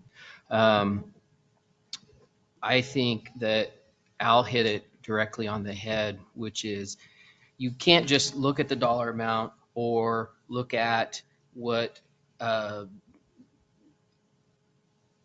cost of these contracts are, because they're not an apples to apples comparison. And I think that is a good thing, that we're not looking at two contracts that are exactly the same and then we just have to choose the lowest bidder. These two contracts are both adequate for the city. Both of the contracts will provide the citizens exactly what they need. And I think that a lot of recognition needs to be given to the tribe for coming out and being such a good neighbor in multiple different ways, and coming up with an idea that would work for the city as well as would come in under what our previous budget is. So they fulfilled that need. That's exactly what it is that the city's looking for. At the same time, the sheriff's office comes up with a budget that is more in line with what we had previously as a police department as far as staffing goes. So you have to look at those from two different angles. The other thing to think about when we're trying to make this decision is with the Cowlitz contract, there's still going to be a number of factors that the city will continue to have to negotiate with either the tribe or through CCSO because of portions of law enforcement that the tribe just can't provide yet. The tribe is still in negotiations with the sheriff's office over the report writing system, which they're going to get it, and it's going to be the same system that the county has eventually. They just don't have it yet. So in the interim, there would still need to be a contract negotiated between CCSO Records and the city of La Center. Some of the other things that are a little bit different in the contracts are a support staff member. And with the sheriff's office contract, we, as the city, would be paying for one FTE so one full-time employee that would be a support staff, but you're getting the entire records division capabilities, right? Which includes the public disclosure, it includes the records keeping, and it also includes the evidence management. Now, an advantage to the Cowlitz contract is they're suggesting that we would hire our own support staff. But there's some complications with that too, because if they're not associated with a law enforcement agency, they may not be able to have access to law enforcement databases. That's all governed by the FBI, which is why I asked Director Pound to clarify whether that support staff would be internal within the Cowlitz tribe or not. And so then that falls back on, we would still have to negotiate as a city with CCSO on the the records keeping, public disclosure, and those types of things. So do the we burden have any, would, what's that? Do we have any clarification on how that would work out with the records keeping and all of that? Yeah, was that a question, Bronson? Did you ask that? I believe Bronson answered that question. Yeah, and that synopsis I provided, Yeah. there was just whether or not records keeping was included in the proposal. From which agency? Well, I asked that of both, and Okay. with the sheriff's office it was, and I think the answer from the council was that this would need to be negotiated. Yeah. So there's a few other things that I think need to be talked about. Obviously, dispatching and the use of the La Center Police Station is pretty even between the two of them. I know that the mayor has been discussing further with the sheriff's office as well as the tribe about the actual cost. We got our proposals, but what we're going to do tonight is authorize further negotiation to come up with a proposed contract that will at a later date come back to the council for vote. Again, the two contracts, we really have to decide as a council, what is it that we need? Do we need fewer services in exchange for less costs and still have a fully capable law enforcement agency here? Or do we go with the contract that's slightly more expensive, but most of the services that we would have to negotiate are already included? So I think we have to take into consideration our staff's time, the fact that we would have to recruit, hire, and train a support staff to work there that still may not be able to function in that position because they wouldn't have access to But those, then why would we hire them? because that's what the proposal was with. Well, no, I'm saying if they can't do all the duties, we wouldn't hire them, right? We would just find somebody that can do all the duties. They wouldn't be employed by a law enforcement agency, so they wouldn't be capable of doing those duties. It's not whether or not they have the skills or not. So we do have So- both agencies here tonight to also Yeah. answer any questions as well for both of you. Okay. So I think that question really comes down to the difference in the annual cost. You know, how fast is that going to be eaten up when we're looking at basically a $300,000 annual cost difference? But if we have to hire our own staff, we have to negotiate our own contracts, if we have to pay our other things, is it going to come out even in the end?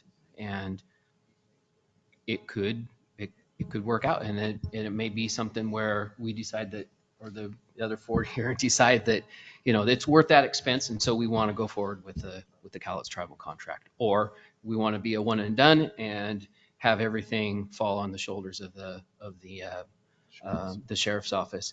And then the last thing that I wanted to bring up is the sheriff's office has plans to implement a body-worn camera and vehicle-mounted camera program within the next couple of months. And I don't know if, right now, the Cowlitz tribe does not have the body-worn camera program, and I don't know if that's something that they plan on doing in the near future or not. So again, that's just a couple of my thoughts that I wanted to throw out. Thank you. This is heavy stuff. All right, so I guess this is the moment we've all been waiting for, a year and a half into this. I have gone over both proposals a couple different times. I've spoken with Casey a couple different times about some things just to kind of go over pros and cons and stuff. And I can't say enough about both the Cowlitz and the CCSO for putting this together. I mean, it's kind of weird to have people fighting over us. I didn't expect this to be, I don't know if fighting is quite the right word, but didn't expect to be in this position. But I think there's definitely pros and cons to both. I mean, we're basically with CCSO, we're getting the Gold Star package, and we're going to pay for it. But everything's included. Like Casey said, it's one and done. The good neighbor effort put forth by the Cowlitz tribe, I think, is awesome. They're right in our backyard. The proximity is super close. I know there's been several citizens have approached me and asked, some questions about response time with CCSO and how that's going to look. I know some people have had some concerns about that in the past. As far as, the records keeping evidence, all that stuff, negotiating those contracts, I guess I'd be more curious to know what that looks like and the costs that the city will incur on that behalf. The startup costs with the CCSO is pretty substantial from my understanding. So these are all just things that, we're trying to weigh out in our head what's best. I think that the Cowlitz tribe could definitely fulfill all our needs as a city at a price that is suitable, that meets our needs within our budget.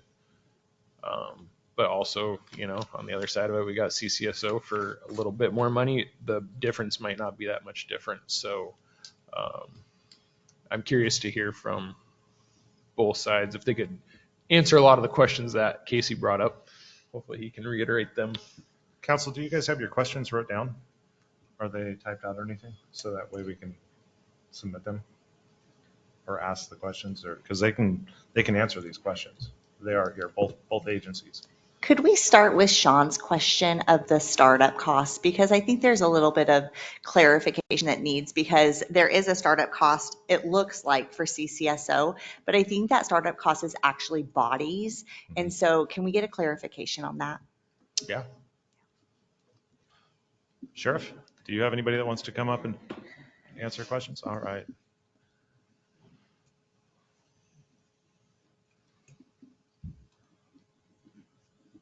Good evening, Council. My name is Michael McCabe. A little bit louder? How's that? So my name is Michael McCabe. I'm an administrative chief for the Sheriff's Office. Your question was about startup costs. So you see the big number, you see 1.4 million, and you think, oh my gosh, if we choose the Sheriff's Office, next week you're going to get a bill for 1.4 million, but that's not actually accurate. So it's built as an elevator. So as we add services, when we bring services online, that's when the costs begin. So if we hire a sergeant, there's a startup cost to hire a sergeant. If we hire 2 deputies, there's a startup cost for that.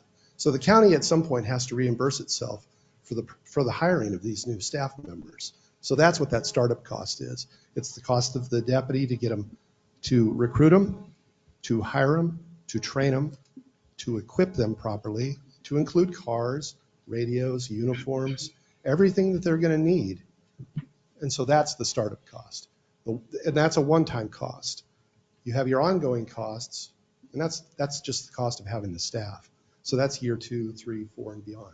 So if you have a sergeant and 2 deputies, that's a much lower cost than the 1.4 that you think you're going to write a check for. In fact, when I spoke with our finance manager, he wanted me to reiterate that it could be years before you ever saw it even at $1 million, because it depends on how long it takes to ramp up and how fast you want us to go.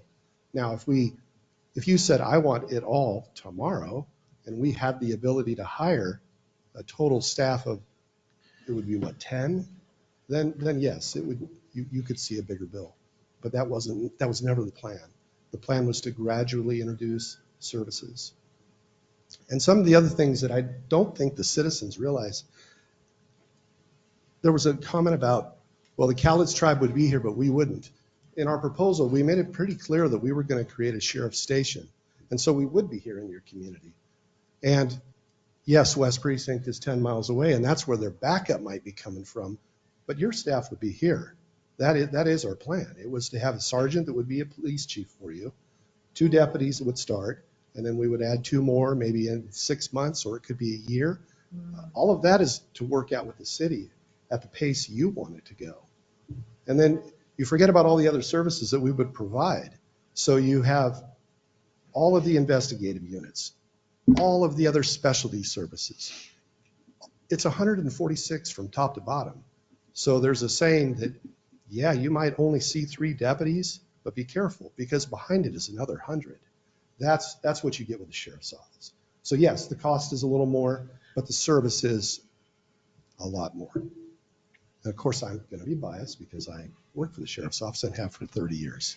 I'm very proud of the organization. I'm very proud of the men and the women that serve there.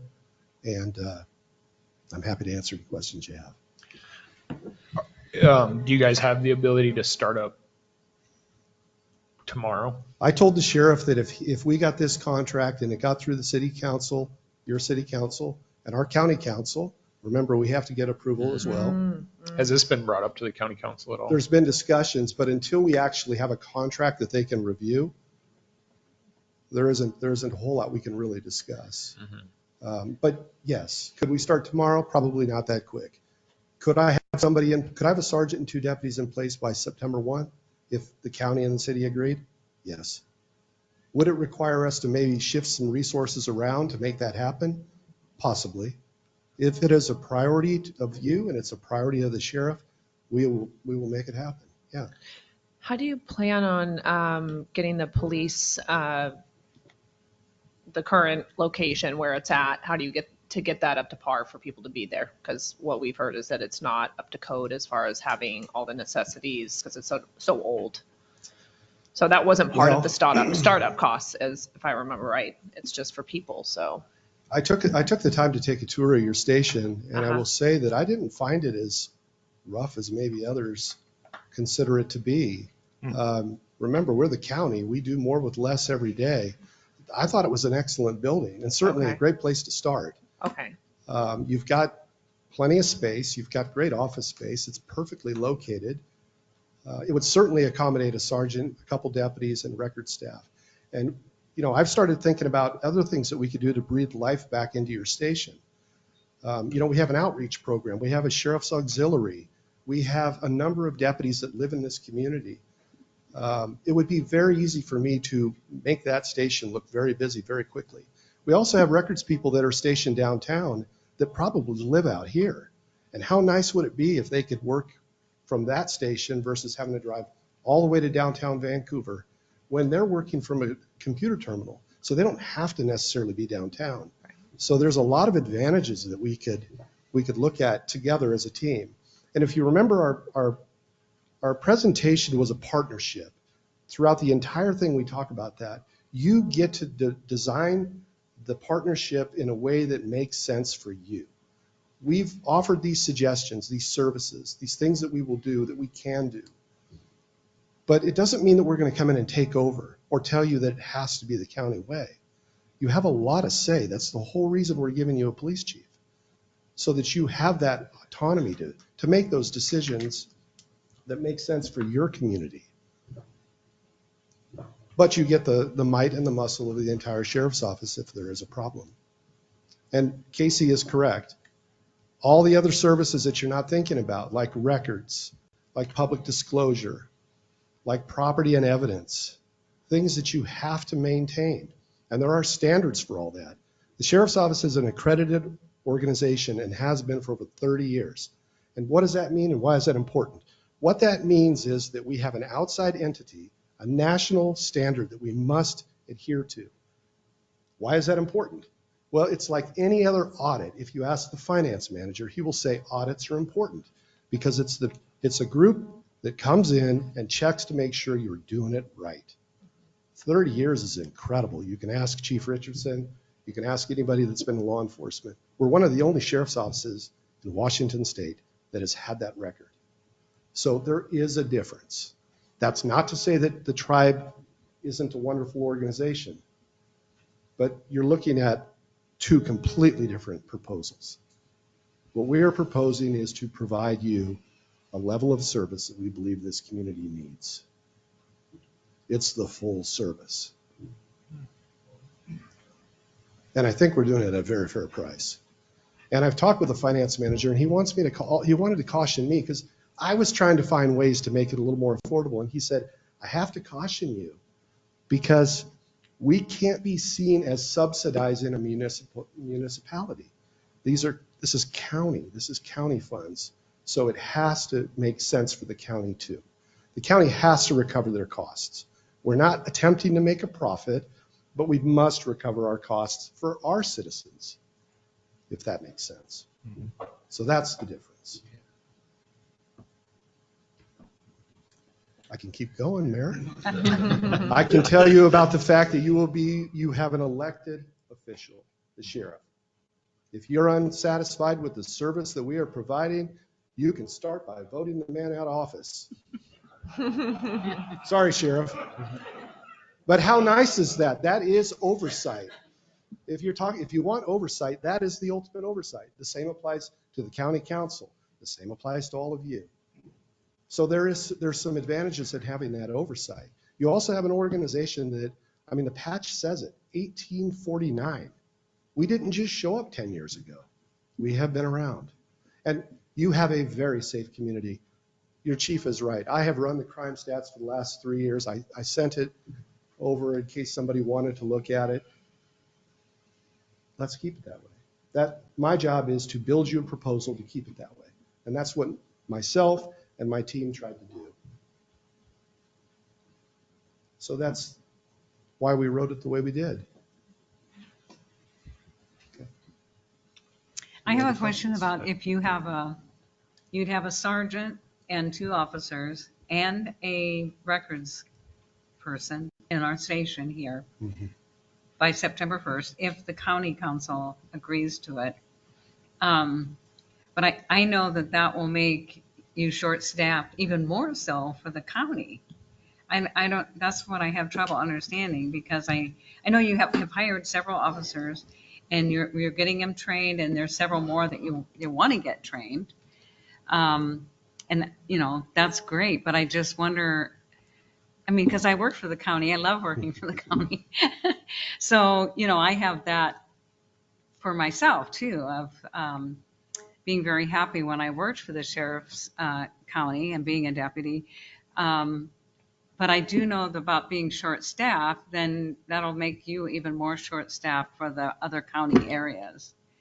Yeah, I would say 2 years ago, when we first broached this subject, the previous administration, it would have been very difficult for the county, for the sheriff's office, to realistically promise that we could get you deputies that quick. And certainly we wouldn't be able to have offered 8 deputies, 1 sergeant, and a records staff member. But things have changed quite a bit, and fortunately for us, they have. We have done a ton of hiring. We're hiring laterals left and right. We have more people sitting around waiting to go to the police academy than we've had in years. We have a regional academy that will be starting in November, for those that don't know that. So for the first time, we're going to be able to have a police academy in Southwest Washington. So that's going to help us, the Vancouver Police Department, the tribe, everybody that's trying to hire. But we have done a ton of hiring. So what you remember in terms of our staffing woes is quickly turning around. So now we have a new problem. We have a lot of officers that are going to be coming online. We don't have enough people to train them. So we're running into new issues. But the forecast is really positive for the county. Does that mean that I can give you 8? Not right away, no. But 2024 is going to look really good. And 2025, barring anything major happening in law enforcement or the economy, is going to be wonderful for the county. You're going to see services turn back on that you haven't seen in a while. Have you received any support moving forward with the county council? Well, we can't really go into great detail with the council until we actually have something to show them. So up until now, we can share proposals, we can talk one-on-one with them, but there's nothing really for them to review. I will tell you that we have, Chief Richardson and I have a contract completely done and has been done for a while, and it's already being reviewed by legal. So we're really ahead of the game in a lot of ways. We have a proposal ready to go. I've already got all the finance stuff laid out for the county manager, but I can't do anything until we know which direction you're going. And And yeah, obviously you have to take as much time as you need to make the most informed decision that you think is best for your city. My job is simply to tell you about the agency I'm very proud of and the service that I think we can bring you. It's not to bash the other side. I think they're a wonderful organization. I know their director. It's simply to talk about what we can do for you. But if you say, yes, Chief McCabe, I want you to move forward, then we will move forward.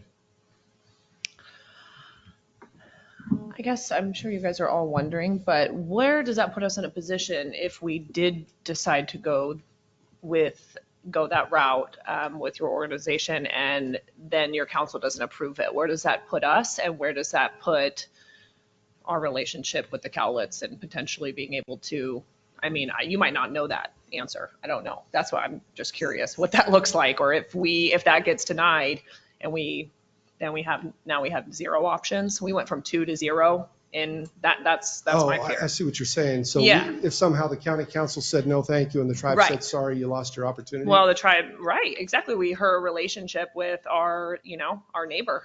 So Yeah, I certainly that's- can't speak yeah. for what the tribe would say or do. I can tell Right. you that with any council, it's going to come down to what the cost is. We built this to recover our cost, which basically makes it revenue neutral. Sure. Or no net new cost. Sure. And so that makes it much easier for us to sell it. So then it just becomes, do they see value? Well, La Center is located in Clark County. We are already in North Clark County. If you look at our statistics, we're already providing services for you. Right. So you can, while I can't guarantee you they would approve it, there's a high likelihood that they would look at it very favorably because it isn't costing the county money in a way that it does if you don't have a police department and we're up here all the time trying to help. Right. If that makes sense. I understand. Now, I can't speak to what would occur or not occur with your other services. If you know, it's okay for them to say you have to negotiate with the county, but I can't speak to what that would look like. So, Casey is correct. You can't assume that we will continue with all the other services if you don't want us as your agency. At some point, you have to assume that the other agency has to provide that, or you yourself have to provide it. That's not to say we wouldn't assist, or there wouldn't be a transition period.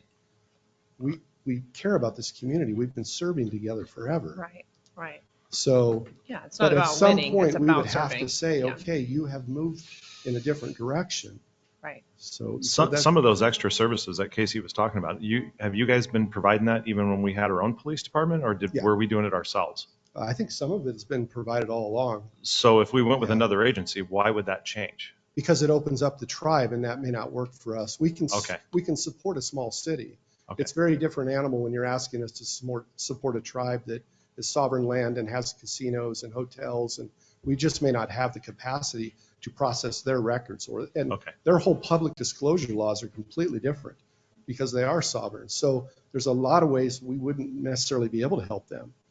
We could process your evidence, but it may not be possible for us to handle all their evidence. Right. So that's the difference. Okay. Councilmember Kasberg had asked a budget question, so I do want to answer it. We do provide an employee of ours that is full-time for the tribe to do records. So based on our salary schedule that we have in our contract, a full-time employee at that level with benefits would be about $100,000 with salary and benefits. And, your council member is correct. If they're not access certified, they're not looking at police reports. So if they're not a member of the Cowlitz tribe and they're not a member of the Clark County Sheriff's Office, and you yourself do not have law enforcement, it's going to be very difficult for them to be anything more than whatever else you want to create for them. They could probably provide any other city service, but when it comes to police reports, law enforcement, types of documents, there are so many rules around that between the state patrol and the federal government that they wouldn't be the type of records person that you may need. What does that mean for your citizens? It means they would stop by potentially, and the person wouldn't have the ability to print them a copy of their police report because they can't legally view it. And so now you have a new issue. You either have to hope that the sheriff's office can do it or another law enforcement agency can do it for you. Now, the tribe may have a plan for that. I don't know what it is. I know that our plan was all those services would be included. Nothing would change for you. In fact, if anything, you would have more service because you do now have the entire records division and the entire public disclosure division. Same with all of our investigative services. You don't just get one detective. You get every detective you need depending on the type of call. So that is the difference. And yes, that does cost more. And having worked in records, it has very high security clearance.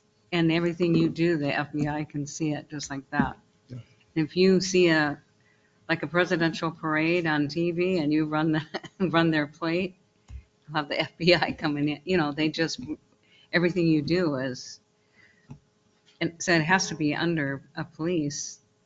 The police have to hire them, or the sheriff. Yeah. Right. Yeah, I think Casey had said something about that as well, right? You're saying something that they can't even go into the room where the computer is or something like that, or it can be a violation. Yeah. And if you look at the way we staff, so one of the questions might be, well, theirs is 5 and ours is 8. We staff very differently. So we try to partner our deputies up. So as we design our beats, and La Center would be a beat, their natural partner would either be 70 or 80, depending on where the call's at. Why is that important? Well, if you think about the types of calls that a deputy's going to go to, most of them are going to be fairly routine, but a family fight is nothing but. It is not routine. And you can't send a deputy alone. So you have to have staff. So our program, the way we've designed our beat is so everybody always has a backup. So 70 covers 71, and La Center might cover 70. And if we have to send 72 and 73 up north, we will. And there are some times when everybody is going because it's that type of call. So that's the benefit of overlap. Also having an on-duty sergeant here that is running the show allows you to customize things. So if you decide between this time and this time it's really slow, we prefer this deputy work at the schools. Well, that's a decision that you get to make with your chief. Real quick, can you go a little bit more into detail on the 2 officers and the sergeant? So is that 2 officers 24/7? Is that what you guys are offering, or eventually that is the goal? Yes. But of September 1st, yeah, if we had everything aligned, it would obviously be something we would have to look at. My belief would be the way we would staff it is you'd have a day shift police chief, acting police chief, whatever you want to call him, sergeant, and you'd have 2 day shift officers. And then we would cover, so once they went out of service, your beat doesn't just go with nobody, it shifts to West Precinct. And so then the coverage comes from West Precinct. And as we add the next set of deputies, that might be either swing or grave. And so that relieves that responsibility to West Precinct. And as you add the next set of deputies, eventually you have a fully self-sufficient police department. Sure, over time. Over time. Yeah. But initially you're going to rely on West Precinct, but you're already relying on West Precinct and the Cowlitz tribe and Richfield when they'll come. So nothing changes there. The only thing that changes is we have to do the backfill. Whereas right now it's a backfill by committee when you can get somebody to work the overtime. But it becomes a beat that we have to staff. We just have to eventually ramp up to where they're assigned there full time. Is the 5-year contract, is that breakable or negotiable? Yes. If we were able to get enough money to just hire our own officers? Yes. Yeah, there's a good faith clause that allows for the city or the county to either adjust the level of service based on revenue if there's a shortfall, or to completely pull out. Yes. You're not stuck. 5 years was to manage the cost. We also, one of the things that you'll see in our proposal is, regardless of how expensive life gets or how much the inflation goes up or what the DSG, the Deputy Sheriff's Guild, whatever their next contract is, your increase is always capped at 4%. We did that for a reason. We did that so you could predict it, so you could plan for it, so that we don't come to you in a year and say, sorry, the deputy's got a 12% salary adjustment, and so we have to pass that cost on to you. You have the ability to say, no, contractually, you can only pass on 4% of that. So there's some things that are built in to protect you. But the good faith clause allows you to pull out if you needed to, or to reduce. If a year from now your revenue falls and you say we can't afford your 8 deputies or 6 deputies, we really need to scale back. Well, then we have to sit down and figure out a way to scale back. Because again, we can't subsidize you, so we have to provide a service that you can afford. But we also have to be mindful of the fact that we are accredited, we are CLIA accredited. We have to provide a service that meets the standards that we are trying to live by. So I have to write a proposal that would withstand that scrutiny. So I can't make a skeleton crew sheriff's department for you up here because it wouldn't withstand all our other policies that we have. And to answer your question earlier, a 5-year contract, whether we sign a 5-year contract or we go to a year-to-year contract, whatever the case may be, if we do get to a point where we can start looking into rebuilding our own police department, that's a 2 to 3 year project anyway. Yeah. So it's and that's after we have the funding approval for it. So I don't know. The length of the contract is really irrelevant. that And then long.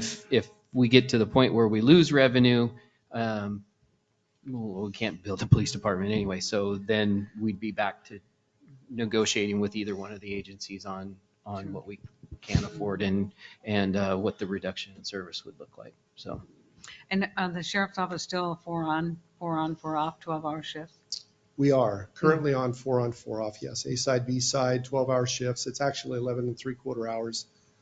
But even in our proposal, I don't know, perhaps it wasn't super clear, but even that is something you can customize. If that schedule doesn't work for you and you can make a compelling argument to whoever the police chief is and they agree and you've got the data to support whatever schedule, we can do it to a point. You have to keep in mind that the deputy sheriffs have a contract. So they're a labor group. And so we can't come up with some crazy 5/8 schedule where they work 6 hours a day. First of all, nobody will bid to work up here. And second of all, it would violate the contract. But within the contract, you can always negotiate changes as long as they don't affect the bottom line. It's got to be wages, hours, and working conditions for labor groups. But yes, currently we are 412. We have other recognized schedules like a 410, and we do recognize a 5/8. So it is something that is an option, although I'd caution against it, and I'll tell you why. If you have the entire sheriff's office on one schedule and you have 6 or 7 deputies on a different schedule, it makes it incredibly difficult to line up training. And you're going to want these folks to train right alongside the people that are coming to back them up and help them. It also builds camaraderie. And so you don't want to carve them off too much. They are still a member of the sheriff's office. You want that teamwork to stay. I think what citizens don't understand when you have the 4 on, 4 off, so you've got to have you get your 2 officers on A squad and your 2 officers on B squad, and then the swing shift squad. You know this, I'm singing in the choir, and then you have your graveyard squad. So yeah, it takes time to build up. It takes time to build that up. Yeah, to do it right. If you're going to build it up correctly and you want to have coverage, and you also have to allow a deputy to have a day off. So you have to have reserves that can come in and work. You actually give them days off? We do. Barely. So yes, it isn't something I can do overnight, but I can build you a pretty impressive sheriff's station. You give me 6 months, you'll be shocked at what we can do. So I have one question. Actually, I want to pose it to both agencies, and I think the sheriff wants to say something before we make sure we get the Cowlitz tribe some time to speak as well. Yeah, you're good. As far as the supervision goes, obviously we would have with the sheriff's office, what they proposed was there would be a sergeant that would be the assigned police chief. They would be the supervisor in charge while they're at work. When they are off duty, it would be a on-duty county supervisor that would be responsible for this area. With the Cowlitz tribe, they have 11 hours a day of supervisory coverage, and then the supervisor would be on call beyond that. So they would have to call them from home. I tried to look this up the other day, but the Washington State Legislative website was down, and so I couldn't get logged into it. But I do recall that there's a provision in there that says that and I can't remember if it's the population of the city or if it's the number of officers in the department, but it's a number of officers in the department. Okay. Anyway, there's a requirement that a supervisor has to be on duty. Obviously, the sheriff's office is over that. I don't believe that the Cowlitz tribe is at that number or even close to it yet. So they're not violating anything by any means. But I didn't know if they took on this area, if that population would have tipped them over that edge where they'd be forced to hire a supervisor for 24 hours a day. So. Sheriff, you have a comment you wanted to make? Thank you, Mr. Can you hear me? Well, you got to get close, don't you? Thank you, Mr. Mayor and the council and the citizen of the center. Excuse me. I'll make it quick because you don't need another politician to talk too long tonight. I just want to, Chief McCabe, a question came up that I want to address is tomorrow morning is the county council or the city county manager. Is this news to them? No, we've been discussing this. In fact, we were, what, two and a half years ago, we were pretty close to a contract and things didn't work out. So we had some of those council members were still on there and the county manager is aware of it. We've had these conversations, but we couldn't go any further until tonight's vote. So it's not a shock to them. So we're ready at 8 o'clock tomorrow morning. If you decide on the sheriff's office, I'll be making phone calls because we need to get going on that. But it's not going to be everybody's aware of it, but we haven't been able to present anything yet. So I just wanted to let you know that came up a couple times. Mm-hmm. Are they aware of it? So there you go. That's it. Thank you, Sheriff. Any other questions for the sheriffs? All right. Commander Olson.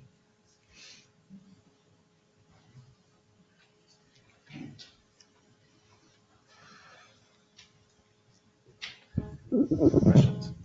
Good evening. Do you want to ask some of the same questions and such? Yeah. Yeah. I mean, Fire away.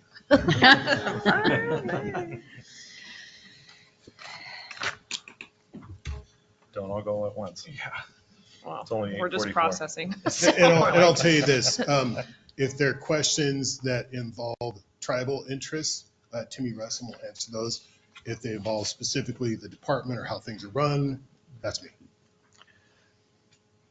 So in your guys' proposal, it says that you'll have an 11-hour supervisory coverage, Mm-hmm. and then the remaining to be on call.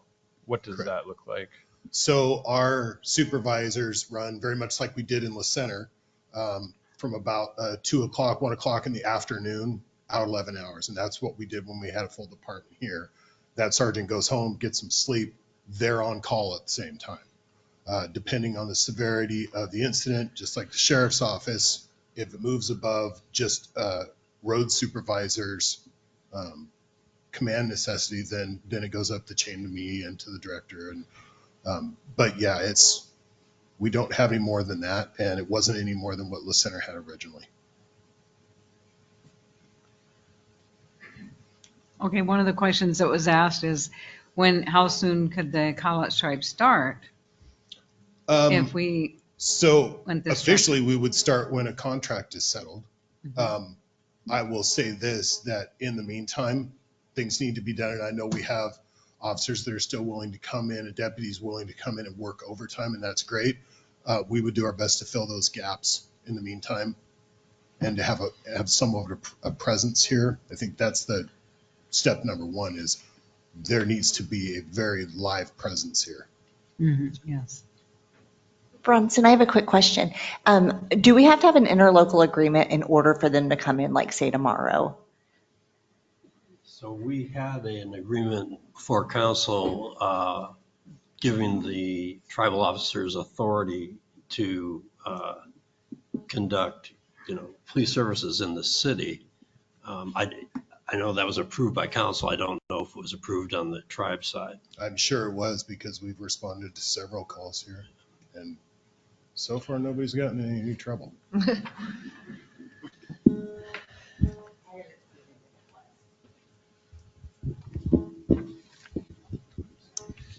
Commander, on the materials that you provided us, question 2 is, will the police officers assigned to provide the services to the center patrol only within the city limits except for emergencies, or will they also be providing patrol within the reservation and other tribal properties during the time they're patrolling in La Center.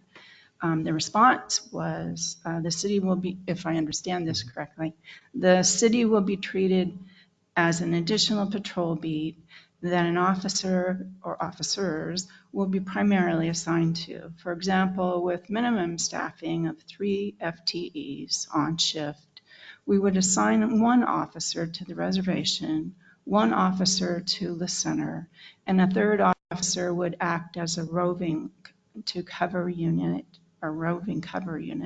for the 2 officers that are assigned in their respective patrol beats. I guess a follow-up question to that is, what % of the time do you have at least 3 officers on the same shift?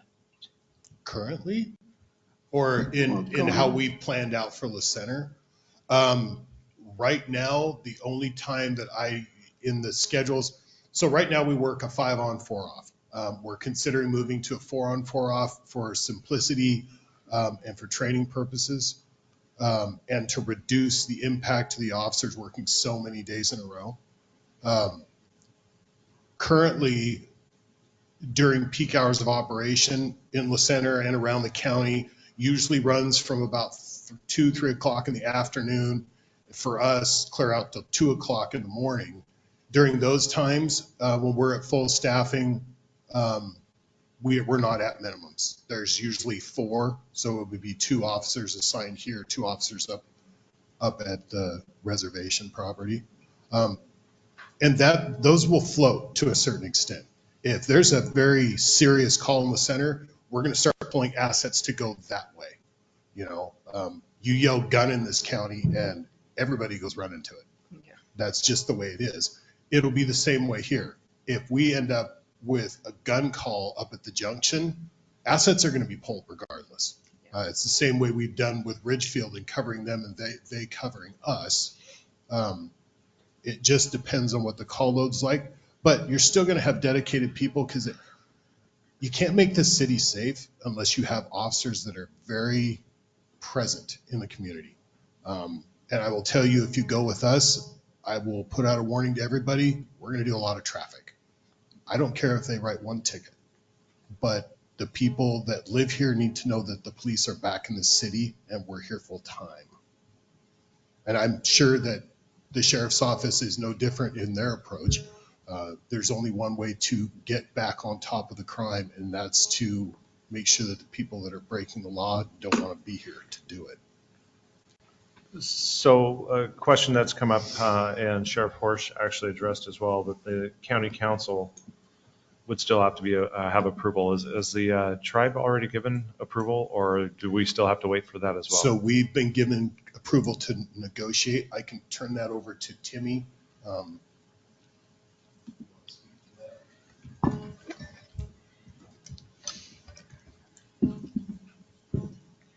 Good evening, Council. My name is Timmy. So I also am an elected official for the Cowlitz Indian Tribe, but there's 22 of us. So though I am not privy to all information, I can only make the assumption that this would come forward to Tribal Council for vote. However, I also know, and if appropriate to speak, that there has been a commitment from the Tribal Council and from our chairwoman that we will continue to work in a good way with La Center to do the right thing. We have the staff. We've hired, enough to staff up for community. And so my assumption would be it would come forward, we would take the vote and then move forward. Thank you. I have a follow-up question that's probably going to come to you, Timmy. From a risk management perspective and dealing with the sovereignty aspect, and certainly this is what if scenario, but there are other communities in the nation that have had scenarios in which they've had conflict with tribal councils when there have been lawsuits that have been presented to them about, with these types of relationships as far as policing goes. My experience, and this goes across the board, not just tribal councils, even any politics, as the officers change, so does oftentimes the perspective and their direction. And while we have, the commitment to work together, and we've had that for some time, and we really appreciate that. We've also had some individuals within the tribal council that weren't so positive about the center. So how do we get past those types of issues and continue to build those relationships as well? Thank you for the question. I think it's a great question. And what I would say is we have a change in government, a complete shift. As many of you know, we lost our former chair. We have a new chairwoman.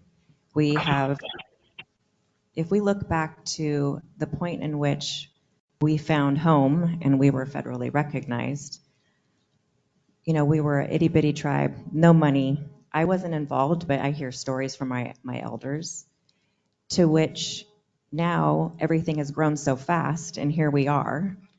And we've been able to successfully hire the best of the best to consult and lead us in a good way, whether it be, Kent Caputo, our legal staff. We will continue to grow on the reservation with, our judge that we do have for situations that do occur on the reservation. But it's all new, even though with the reservation and A being up, and now with the resort being live, we're still learning every day what happens and what could happen. I think that we continue to remain open. The one thing that I can't express enough just from, I'm born and raised here in Clark County, downtown Vancouver. I live here, same exit, but I'm right behind A. The chairwoman has often said, and I don't know if enough people have heard, that we no longer look to the past of what happened prior. We are all one in a community. And if we look at what's going on, even with proposals, at the end of the day, we want to be good neighbors and build this community as it continues to grow at rapid paces. We're growing, you're growing, and together, it's just, it sounds so cliche, but working forward in a good way. We will learn, we will have challenges, but we'll collaborate. We've had a change in government. We just swore in our new council. We will be going on work session and retreat in 2 months. And we look to our leader respectfully to continue to ask the questions, and she will continue to lead us in knowing that we will no longer look backwards and we will look forward. And we've always been here, right? We've always been engaged. There's nothing new except for maybe we're walking a little bit more confidently into a community that recognizes that collectively together, it can be a really great thing. Thank you for that. Now, what would take place to get someone that would be a records? You, Timmy, you have a records person up at your station, right? We have 3. We have 3 of them. Yeah. And so to touch on that, because that became quite a topic of conversation. The whole point was to give the citizens of La Center somebody to interface with. Now, whether that's something we supply or you supply, it doesn't really matter. That's why it says it's negotiable. Everything on that list that says to be negotiated means it's collaborative. I can't work with what I don't know, and you're the only ones that know what your city needs. And so you have to make those decisions, and then we find the solution. There's not going to be a problem with, well, they're not access certified, so we can't get, that's not going to happen. Public records requests are going to happen normally. Currently right now, the sheriff's office does that for you. We can do that for you, but until I know what you want, until the director knows what you want, I can't start making decisions for you. So that's why so many things said to be negotiated. Again, and I can speak from both sides of the fence. I spent 21 years here. My belief is that the city needs to return to what it had, which was autonomy and having its own police department. If we can facilitate that, what's it look like? I can't answer that for you because you got to tell me what you need first. Once you tell me what you need, then I can step up and supply those things, whether it's training new officers that you hire into the La Center Police Department that drive La Center cars around and do the job, or it means simply covering the road while you have gaps until you get to those levels that you need to get to. If it takes 2 years, fine. If it takes 5 years, it doesn't matter. The commitment is we're all in the same community. We all have, people, especially children, that we care about at these schools, and those services need to be here.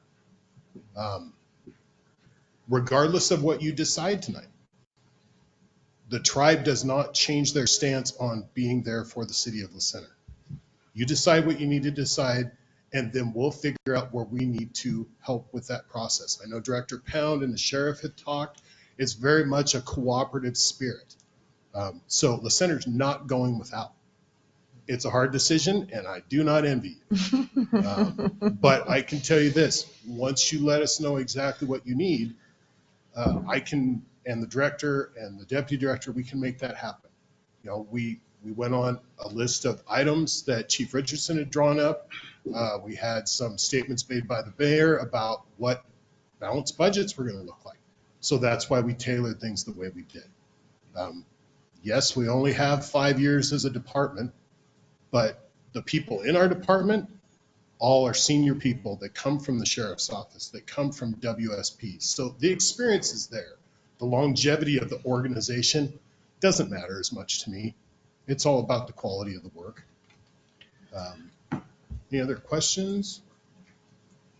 I don't really have a question, but I like what you said about the collaborative effort to, I think a lot of us in the community want to aim towards, rebuilding our own presence within the city. And I think I've heard it from both sides, but that's a big thing to me at least. And I would like to see that happen.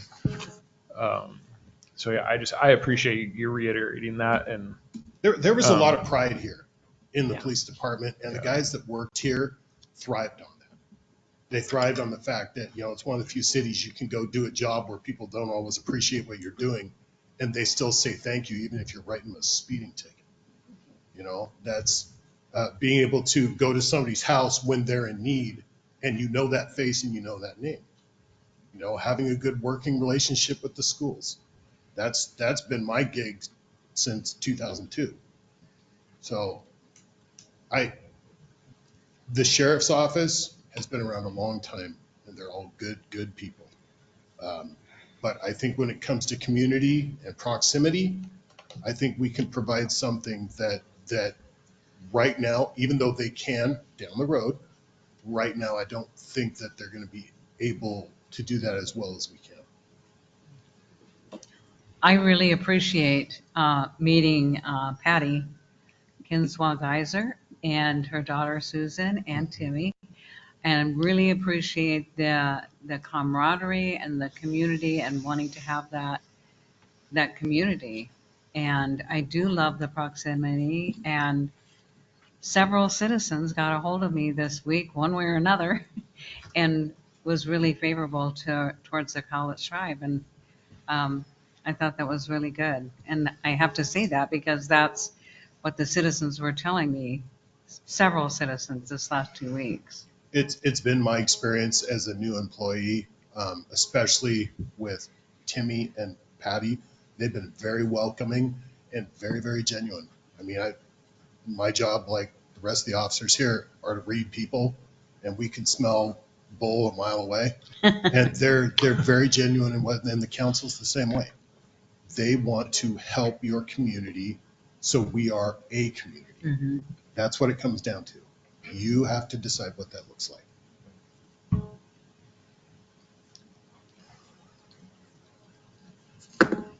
Any other questions? So council, I will let you know that a decision does not have to be made tonight. This can actually carry over to another meeting if you guys so wish. I would hope that we can come to some sort of a conclusion or a direction to point in. Thank you, Timmy. Thank you, Commander. Thank you. I wasn't, yeah, sorry, I wasn't trying to cut you off. Of course, I'd love for a direction tonight, but I do understand it is getting late and there may be more questions or conversations that you'd like to have amongst each other in an open meeting, of course, Bronson. Thank you very much. So I'm going to leave that up to you. This is your guys' meeting. This is your guys' decision.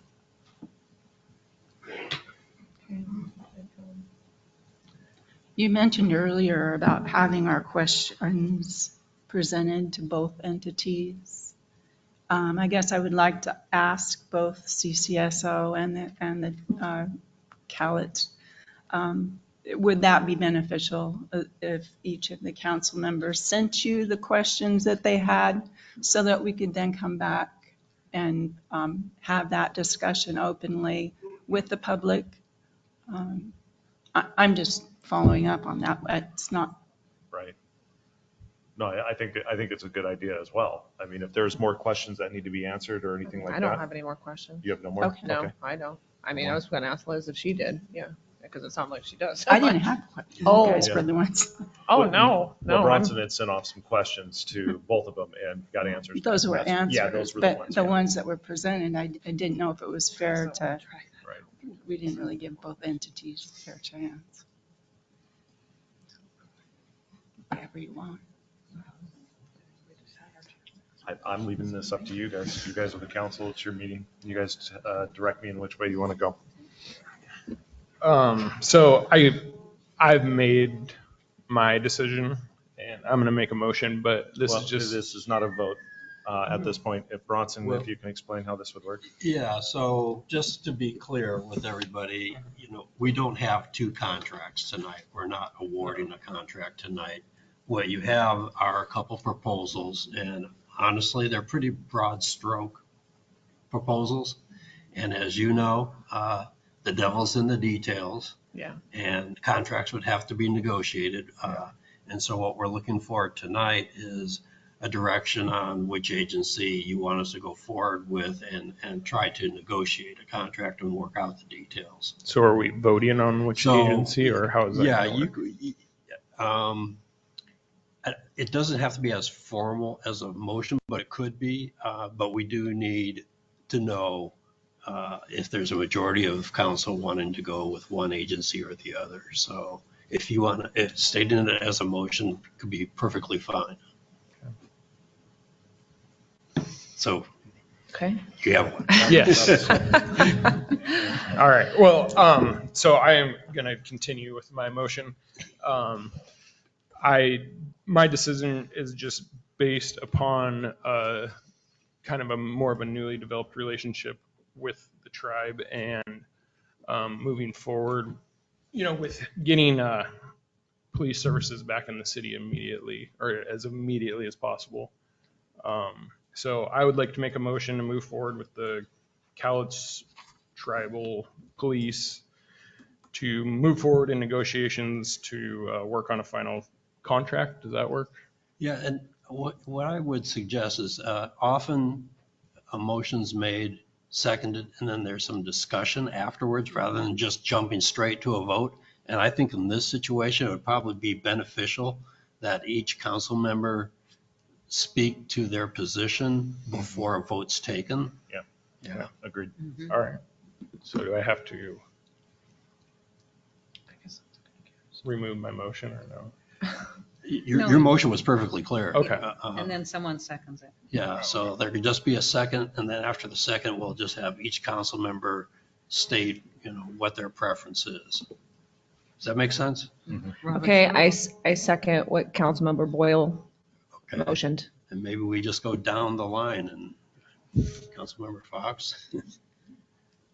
Didn't I just She seconded it. Yeah. Right. I understand that, but Do you want to say anything else? Oh, I see what you're saying. Now I can Yeah. elaborate a little bit more. Yes. Yeah, my decision to go towards the Cowlitz is definitely looking at a lot of factors. It's not an easy decision. I look at it as multiple factors as far as just we've been without police force for so long. It would be nice to have something, sooner. And I like the proximity. We're neighbors. We have a lot of opportunity to grow. I don't see, I see our revenue and our businesses going to be growing in La Center. It's not going to be overnight. And so us having our own police force is a great dream, and we will continue to fight for that. And I like the opportunity that the Cowlitz provides that we could maybe, be able to transition that over time. And that is something that, they're not looking to be here forever. But if they had to be, I think that they could, open us, welcome us with open arms. They have a great experience. And I just think right now with the current situation that our city's in, that this is the best choice going forward. But I also hope that it just also doesn't hinder any relationships with Clark County, as we also very much appreciate it and would also love to partner. I just think this is the best for right now for La Center. Okay. This is a very hard decision for me because Clark County was my employer for 30 years. But living here in the center and having gotten to know what police force was left, which was Chris Olson and a couple other officers when I moved here 4 years ago, I like the proximity. I like how the Cowlitz tribe is close. I love how they want to have this close relationship with us. I really love and appreciate that. And when I got on this council, I promised myself and the citizens that I would do what the citizens asked me to do. And like I said, several citizens got a hold of me this week, and they are definitely for the Cowlitz tribe. So I have to stick with my word, and I like both entities, and they both gave good proposals.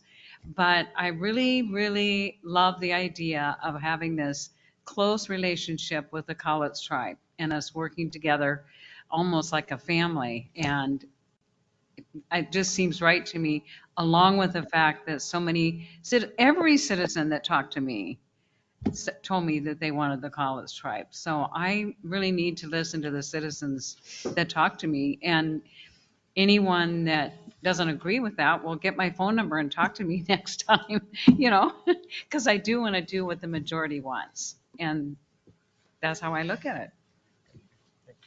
Liz? Or Councilmember Cerveny, sorry.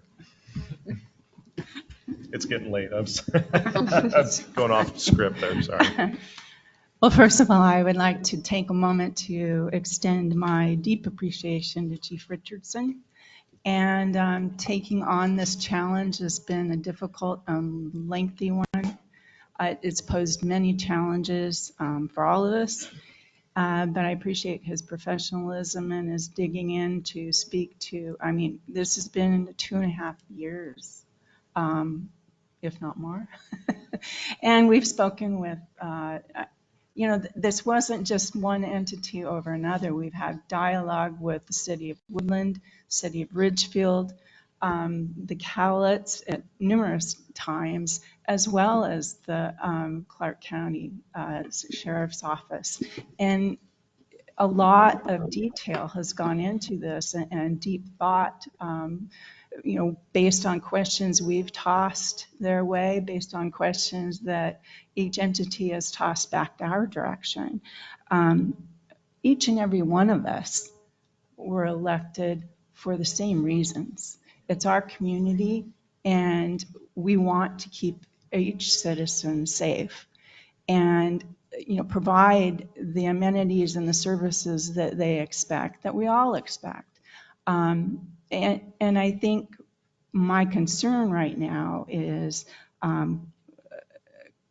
that we continue to make positive and lasting relationships with Cowlitz, but as everyone knows, this is going to be an ongoing learning process for all of us. And I think right now we're at a point where we we need to put something in place where it isn't a learning process, where we're getting an established entity that knows this, what they need to step up to do. They're experienced with the types of services throughout the county that are going on right now.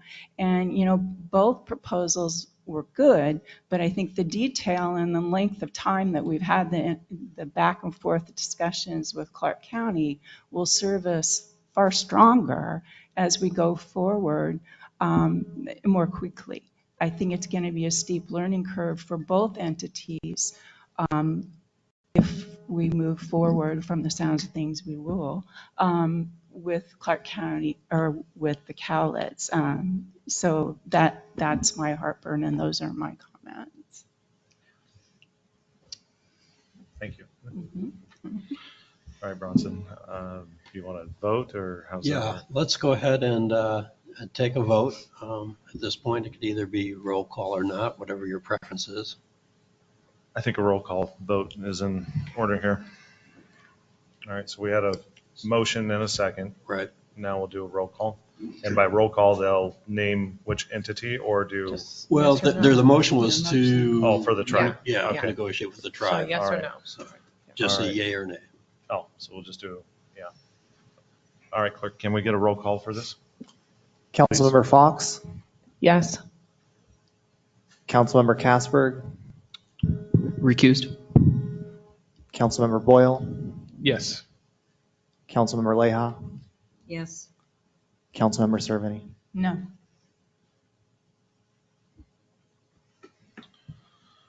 Okay. Thank you, council. I know that was a very tough decision and a lot of work. I do want to thank both agencies. I think we've built a very strong relationship with both of you. At this point, I will go as directed by the council, and Chief Richardson, myself, Bronson, and the city staff will start the negotiations. With that,